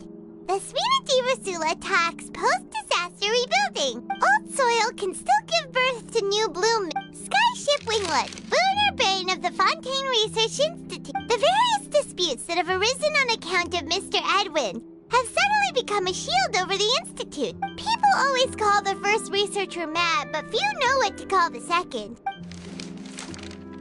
Wow! Paimon barely recognizes the people in the reports. Are those really Jurier and Navia? What do you think? Pretty enthralling, huh? The Steambird's idea was pretty simple. The value for these big scoops lies in their inevitable follow-ups. We'll publish further reports and go into the stories behind those people. Edwin's assistant, Jurier, created a true flying ship, while Navia is leading people in the reconstruction of their home. Paimon's curious too! And that's exactly why I'd like you to come conduct interviews with me. You're the best incubators of news, if you haven't noticed. Are you sure? Hasn't he turned you down several times already? Oh, this time will be different. Come on, let's head to Poisson first.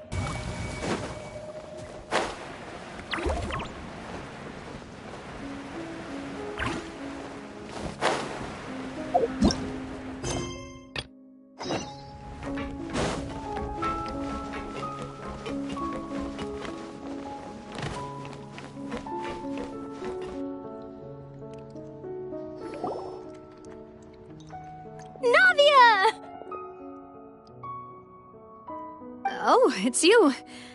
What brings you all here? Hey, we're just having a look around. I'm here to update myself on how things are going here.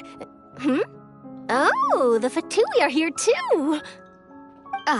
Let me introduce you. This is Mr. Garunt Snežević. He represented the Knave in sending us a large amount of supplies, and is helping with our work. Our residents are hard at work as well. Thanks to everyone, work is progressing nicely.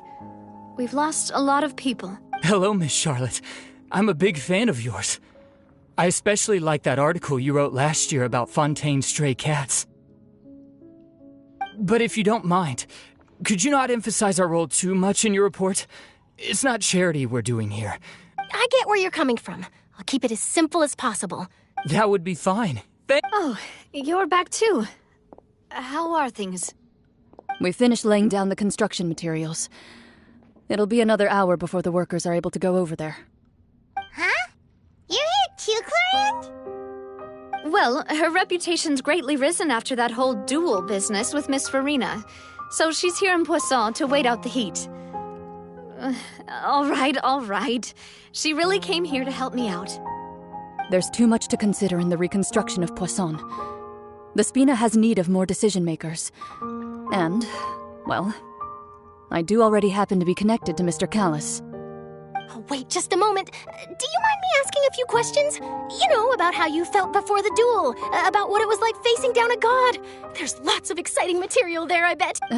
Forget it. I'm sure you can find a better theme than that, Miss Charlotte. I see you're the same as always. Well, if we're talking about doing things for my sake, you might as well just take a few more photos of me. Of course I will. I'm not gonna let him off that easy. All right, then everyone who wants to be in the photo, gather up. And smile!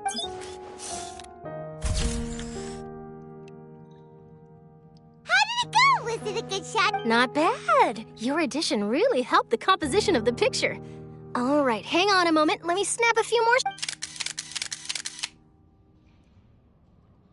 All right, that should do it. I'll be back here later anyway, so let's call it a day. You're very quick. Speed is of the... Also, not to brag, but I'm pretty good at building connections. Who knows? I might eventually get that interview with you after all, Miss... Wow, you really do have that never-say-die spirit. I'll hazard a guess that this is how you got that interview at the Fortress of Meripede. Whoa, you're well informed. That's a very complete information chain. In truth, all Monsieur Neuvillette asked me was, when did the fortress become so friendly towards the media? I told him that it was best not to speak too soon. There's no guarantee that Ridsley will make a personal appearance. You're right. I've got to treasure every moment I have with them. Stay safe now. And tell me if you hear anything interesting.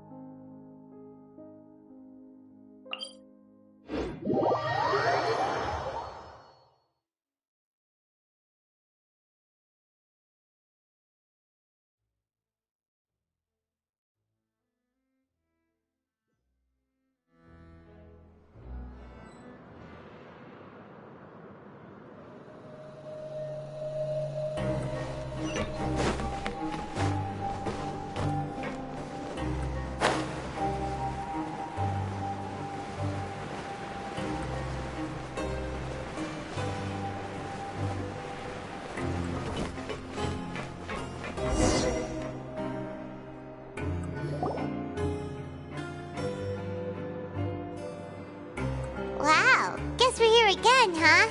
There's a real Looks like you've been missing it. Duke! Did you come all the way to the entrance to greet us? Of course.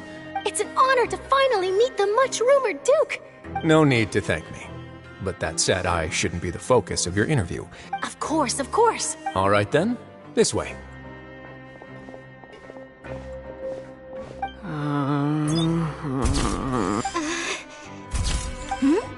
Hey, no need to be so nervous. I've already taken all the photos we need. It would seem that Miss Lorvine doesn't want her face to appear beside that of Mr. Jurier. Sir, please don't say things like... But it looks like dear Mr. Jurier denies it. No, I just... This is my first time being interviewed. Now, I might not look it, but I actually did meet Mr. Edwin once. And I'll be honest, I enjoyed chatting with you more. The boat that brought about a miracle, the ark that saved the people. Why, you recreated a myth back there, like an emissary of legend. Still, if I might ask, where's that flying ship now? Huh! Looks like Charlotte's trying to get hers. I have to apologize, but that ship is presently in the bowels of our factory. Really? Well, then in that case, could I have an You already know my answer, I'm afraid. Best you interview our head nurse instead. Or perhaps you'd like to... Did you really have to use the word couple? Well, then, 2 solo photos will do. Is my hair messed up? Please, someone help me have a look. Things sure are getting pretty lively here. Oh, seems like everyone's here. Would any of you like to try this new drink I came up with? Ah, Sijuin. Hey, Miss Charlotte. Why don't you, take some pretty photos of our head nurse? Sure. Come on, Miss Sijuin, over this way. Huh? Sure. Do I have to smile? So, how have things been at the fortress? Same old, as you can see. Fontaine's undergone some changes, but this place is still more or less the same. Other than that flying ship, it got a tad too much attention, That's why I decided to let the interview go through. We should direct more public opinions toward the behind-the-scenes heroes. You're too kind, sir. I believe that you too should have your day in the sun. I'll just leave the spotlight to you two. I see. Lots of things happened that day, huh? Anyway, regarding that Harbinger, I'm not sure you remember, but his 3 young followers are still waiting for his return. He sure did win them over, huh? I'll tell them that there's good news and bad news. The good being that their boss seems fine, and the bad being that they must face extended sentences for abetting his escape. Oh, actually, what about you? What change can there be?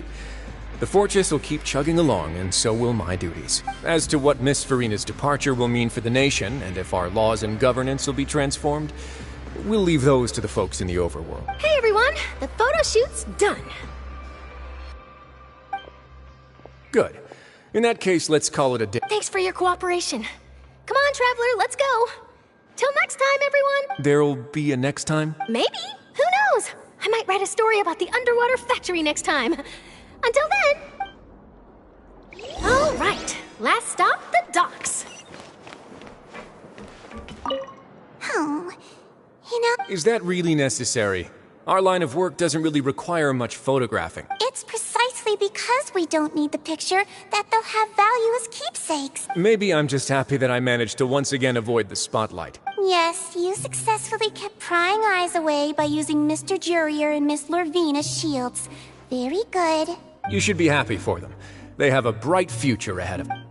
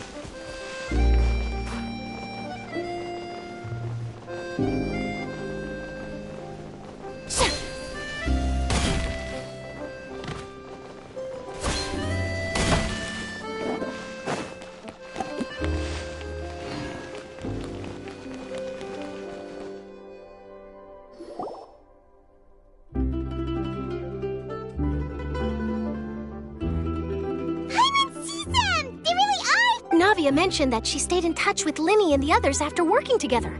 Traveler, Paimon. And Miss Charlotte. Would you like a magic pocket? What sort of gadget is it? It's a wondrous bag that can be used to carry many things. The water level has returned to normal, but if you see any of your things floating around, you can use this to carry them. Trick a friend? I wonder which of my friends would fall for that. You could just make a friend like Fremine here. Isn't that right, Fremine? Is this what you meant by, I'll help you make some more friends? To be honest, that sounds pretty sweet. Could I have your contact, please? Sure. Please, write down my address. You sure are working hard to help Fremine socialize. He was the one who proposed doing this. He even wants to assist in our magic shows. Yes, I was planning to first introduce Pear as an assistant, and later Fremine himself. That said, would anyone want to see a diver escape underwater? Oh, it'll work out. Every journey begins with the first step. Lynette, could you come over? Miss Charlotte says she wants to take a picture of us. Got it. My, that Charlotte is rather perceptive. She got rid of everyone the moment she realized I had something to say to you. So, how have... Father says that you did a great deal during the latest events. That's all right. We were more than happy to help. Oh, I guess you haven't heard. Well, after Lady Farina left, Father and Monsieur Neuvillette opened negotiations, during which he gave Fontaine's gnosis to her as a diplomatic gift. A diplomatic gift? A gnosis? Yes, I was quite surprised at first myself. But when I thought it over, there were actually a number of things going for it. It could have been done as an apology for the incident with Lord Child, or as thanks for his help in tying the all-devouring narwhal down. Furthermore, Father did also lend significant aid to Fontaine and Poisson. Well, that's true, but this is a gnosis we're talking about. I would agree, but I've also heard that it seems that Monsieur Neuvillette has had a significant change of heart regarding the matter. So there's some reason for this that only Neuvillette knows about? I suspect you'll have to ask him about that yourself. Isn't he real busy and stuff? But back to the topic. The gnosis was given to the knave, right? They say that he's returned to Snezhnaya to recover from his wounds. I hear that the recent disaster really did a number on his health.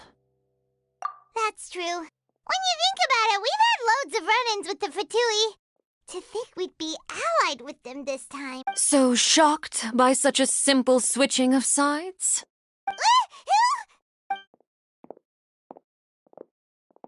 Father! Well, what do you know? Come to the docks to see how my children are doing and meet the traveler by chance. Are you going to take the gnosis back to Snezhnaya? That is our duty as harbingers, yes. Don't be too preoccupied with sides. The goal of the Fatui concerns not a single place or person, but the entire world. With such a grand goal in mind, it is inevitable that we must wear many masks. Switching my masks is something Well, that depends on many things. No one truly knows what the future holds. What good is honesty if you can't rely on it forever? As for you, I very much look forward to our next collaboration. Good things cannot be achieved alone, and you've proved yourselves to be great partners. A vision? All right. I'll remember to return it. And that's a wrap for me. Huh? Greetings, Miss Journalist. Hello. If I'm not mistaken, there are diplomatic channels I'll need to report to take a photo of you. That is correct. So forgive me, but I will not be able to serve as a subject in your article. However, feel free to write as much as you'd like about our dear magician. The sea breeze is quite pleasant. I shall continue my walk while the weather remains so agreeable. Farewell, Father. Oh, she has such an intimidating presence. I didn't even dare to take a picture. Thankfully, I've already wrapped up all my pre-scheduled interviews. Don't be too nervous. Why don't you take a magic pocket before you go? Here, traveler, Paimon. To move things about? That's right. Funny. I was giving out magic pockets when we first met, too. I guess this must be life. We will all follow our own paths, and serendipity will lead you to your fated friend. All right, then. We'll be handing out pockets in some other districts later, so we'll get going now. Well, guess we sent Charlotte off. Shall we go see how Neuvillette's doing? As long as he's not so busy that he doesn't have time to chat anymore.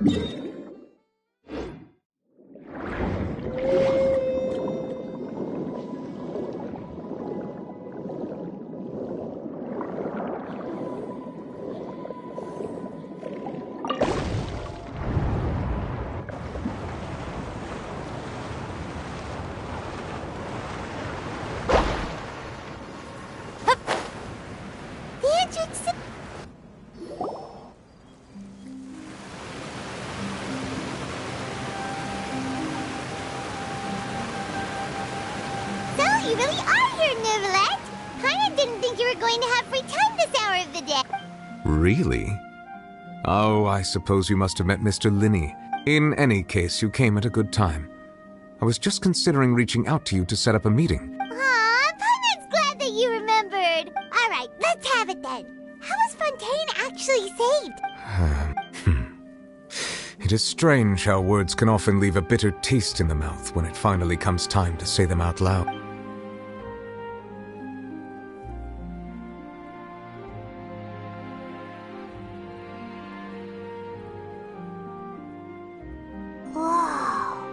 So that's what happened? Focalor destroyed the divine throne of the Hydro Archon and restored your power to you, transforming you into a fully fledged elemental dragon sovereign. But Paimon still doesn't quite get what you did to save the Fontanians from dissolving. For me, the authority of the ancient dragons refers to absolute control over the hydro element. Fontanians were incomplete humans born of Egeria's use of the power of the primordial sea, with constitutions similar to that of Mimic. But so long as those primordial energies remain within them, I could use the ancient dragon's authority to grant them true blood, after the fashion in which life was first brought into being on this planet. In other words, when I gave my verdict, Fontanians became true humans, and thus would naturally no longer be dissolved by water from the primordial sea. Focalor must have counted on you to make that decision as well. Your verdict was the key to making the prophecy appear to have come true while saving everyone. Yeah, and in a manner of speaking, Focalor finally managed to fulfill the original Hydro Archon's wish to turn Oceanids into real people too. It seems from your expressions that you still have more things you wish to ask. Ask away. I will tell you the truth as I know it.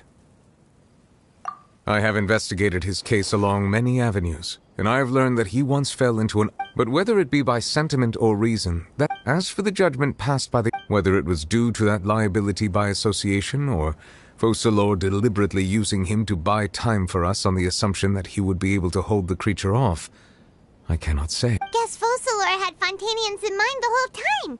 Hang on a second. Paimon suddenly got another... Back when Fontanians hadn't yet become real humans, were the children they had also transformed? Life has always flowed like water. Do you recall how Fontanians would often come to the Fountain of Lucine to pray for children? Yeah! Lynette said the fountain is where all the waters in Fontaine converge. In truth, even those couples did not know that such prayers were no mere custom. Those Oceanids who were blessed within the spring water would later descend as new humans in the coming months. Paimon sorta gets... Ask away. I will tell you the truth as I know it. Yeah, about that. Risley said Farina has already left. Ah, Lady Farina. The people are only aware that her death sentence has not been carried out. She abdicated the post of Hydro Archon and left affairs related to that title to me, before leaving the Opera House. I related Focalor's words to her faithfully and completely. After hearing them, she seemed neither saddened nor comforted. She simply said that she was tired and needed to rest. Having said that, she then packed her things and moved out of the Opera House, not unlike how an ordinary person might. But she's still got a place to stay. You need not worry. I will make arrangements to ensure that she will not want for food, clothing, board, or travel. In truth, I am somewhat happy for her.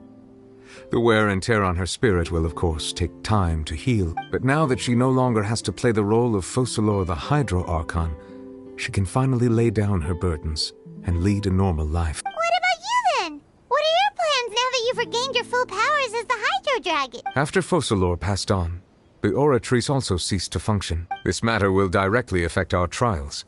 After much careful consideration, I've decided to take over its role in our court. Looks like you're still considering stuff for from the perspective of the Udex, huh? As an elemental dragon, there are indeed many things that I must do. But this power and this duty, in a manner of speaking, you could say that both. As such, before I attend to my other responsibilities, I must first and foremost continue to serve Fontaine as its highest judge. Additionally, the Hydro Archon's departure has brought about another problem, which is that the Opera House shall no longer produce indemnitium. That's true. That power was derived from the people's faith in the Hydro Archon. Wait, but the various mechs and machines in the city are all still okay. As I am now, I have full command over New Musia, and it can serve as a complete substitute. Another reason why I cannot quite leave Fontaine immediately. Wow. This ancient dragon's authority stuff is really quite useful, huh? Ask away. I will tell you the truth as I know it. Oh, that's right! Leaving aside their intentionality, the two Fatui Harbingers have indeed done much for us during this. Their sole remaining goal in Fontaine, at least at this point, would seem to be the Gnosis. The Oratrice has ceased to function. The Hydro Archon's divine throne is now no more, and I do not need the Gnosis's power. As such, it has lost all meaning for Fontaine. If the Fatui have impure designs, then we might as well accede to their request now, and avoid unnecessary conflict. What complicated considerations? Ask away. I will tell you the truth as I know it. You will soon be heading to Natlan, I presume. I'm afraid that I have little talent as a travel guide, so all I can do is tell you what I know about that land. As far as I'm aware, Natlan can be said to be a nation of dragons. A nation of dragons? No, I suspect that I would not find myself welcome. Unlike ancient dragons such as myself, the dragons of Natlan have undergone long years of development and evolution. Large numbers of them have entered a form of coexistence with humanity. Natlan is also the nation of war. War ravages those lands like an undying flame. There is one other piece of information I got incidentally from my negotiations with the Harbinger known as the Captain has thrown his hat into the endless ring of war. The Captain. Sounds like a real tough customer. I suggest that you fully prepare yourself before going to Natlan. Ask away. I will tell you the truth as I know it. Hang on a sec. When we spoke to Linny earlier, we guessed that there might be some No wonder the House of the Hearth is the Fatui's intelligence division. So regarding this specific issue, I was just getting ready to share something with you.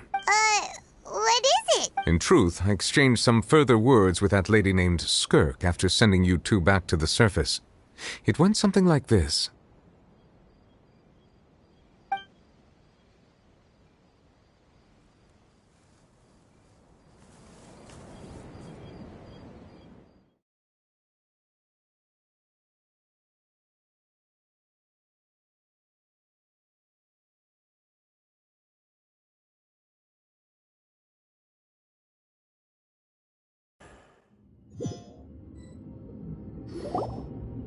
Well, we're going to head topside to see what's going on.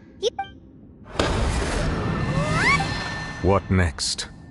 The all-devouring narwhal isn't here, so I'm no longer getting any interference. I can finally catch the scent of your power, what it's made of. It is the authority of the planet's primordial dragons, but with something very similar to a god's curse mixed in. It's quite a novel blend. I'm sure I've encountered something like this before. I do not know what you speak of. Of course. How could I forget? You should have the remains of the third descender on your person, yes? Remains? I've never heard of any such thing. According to your parlance, I believe it may be called a gnosis. Well, that much is true. After Focalor's divinity faded, she handed her gnosis to me, but I fear I have never heard of it described in the manner that you just did. I've been training with my master, the Foul, ever since I was young, and I have never returned to the surface since. So most of the information I possess, I got from him. It is only natural for those who are greater than humanity to possess a different sort of common sense, which is why there are so many problems in our attempts to communicate with humans. Regardless, you should probably get rid of objects of misfortune to prevent any disasters from befalling you. To live in itself is a blessing. But once a person dies, the bonds he once had with this world shall all turn to curses. What do you mean by that? No need to fret.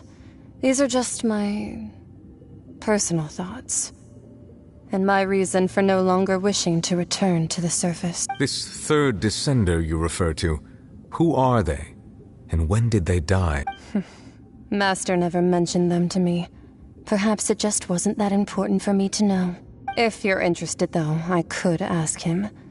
I'll be sure to pass the answer on to you next time. Next time? You believe we will meet again? I do. Wait. I have a disciple of my own, don't I? He can be the messenger then.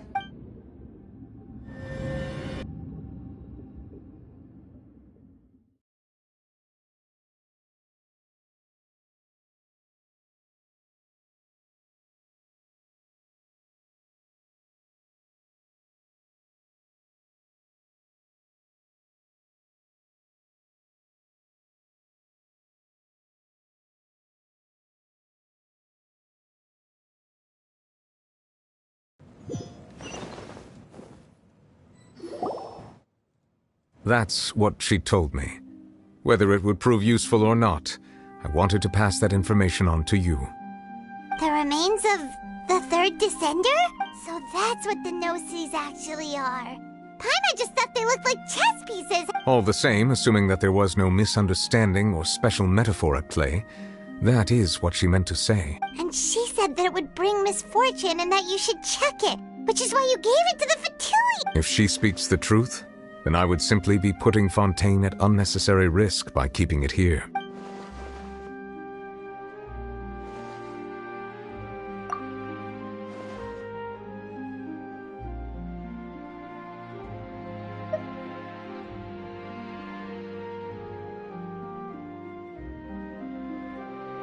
I had guessed that you might already be familiar with this concept, but I did not expect you to be one of them.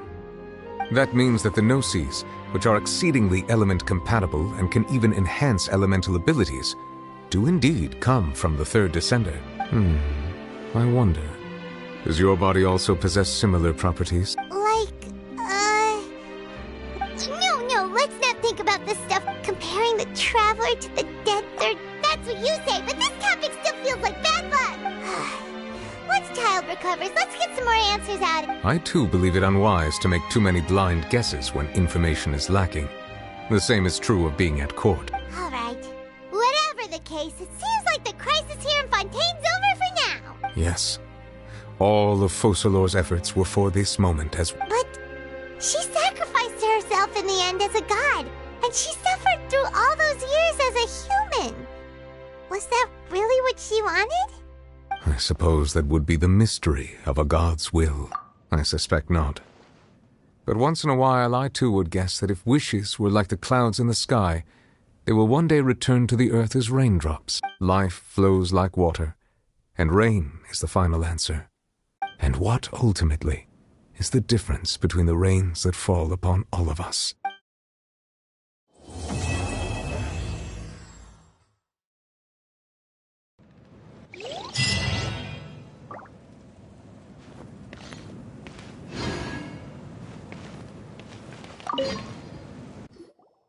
It seems from your expressions that you still... Ask away. I will tell you the truth as I know it. I suggest that you fully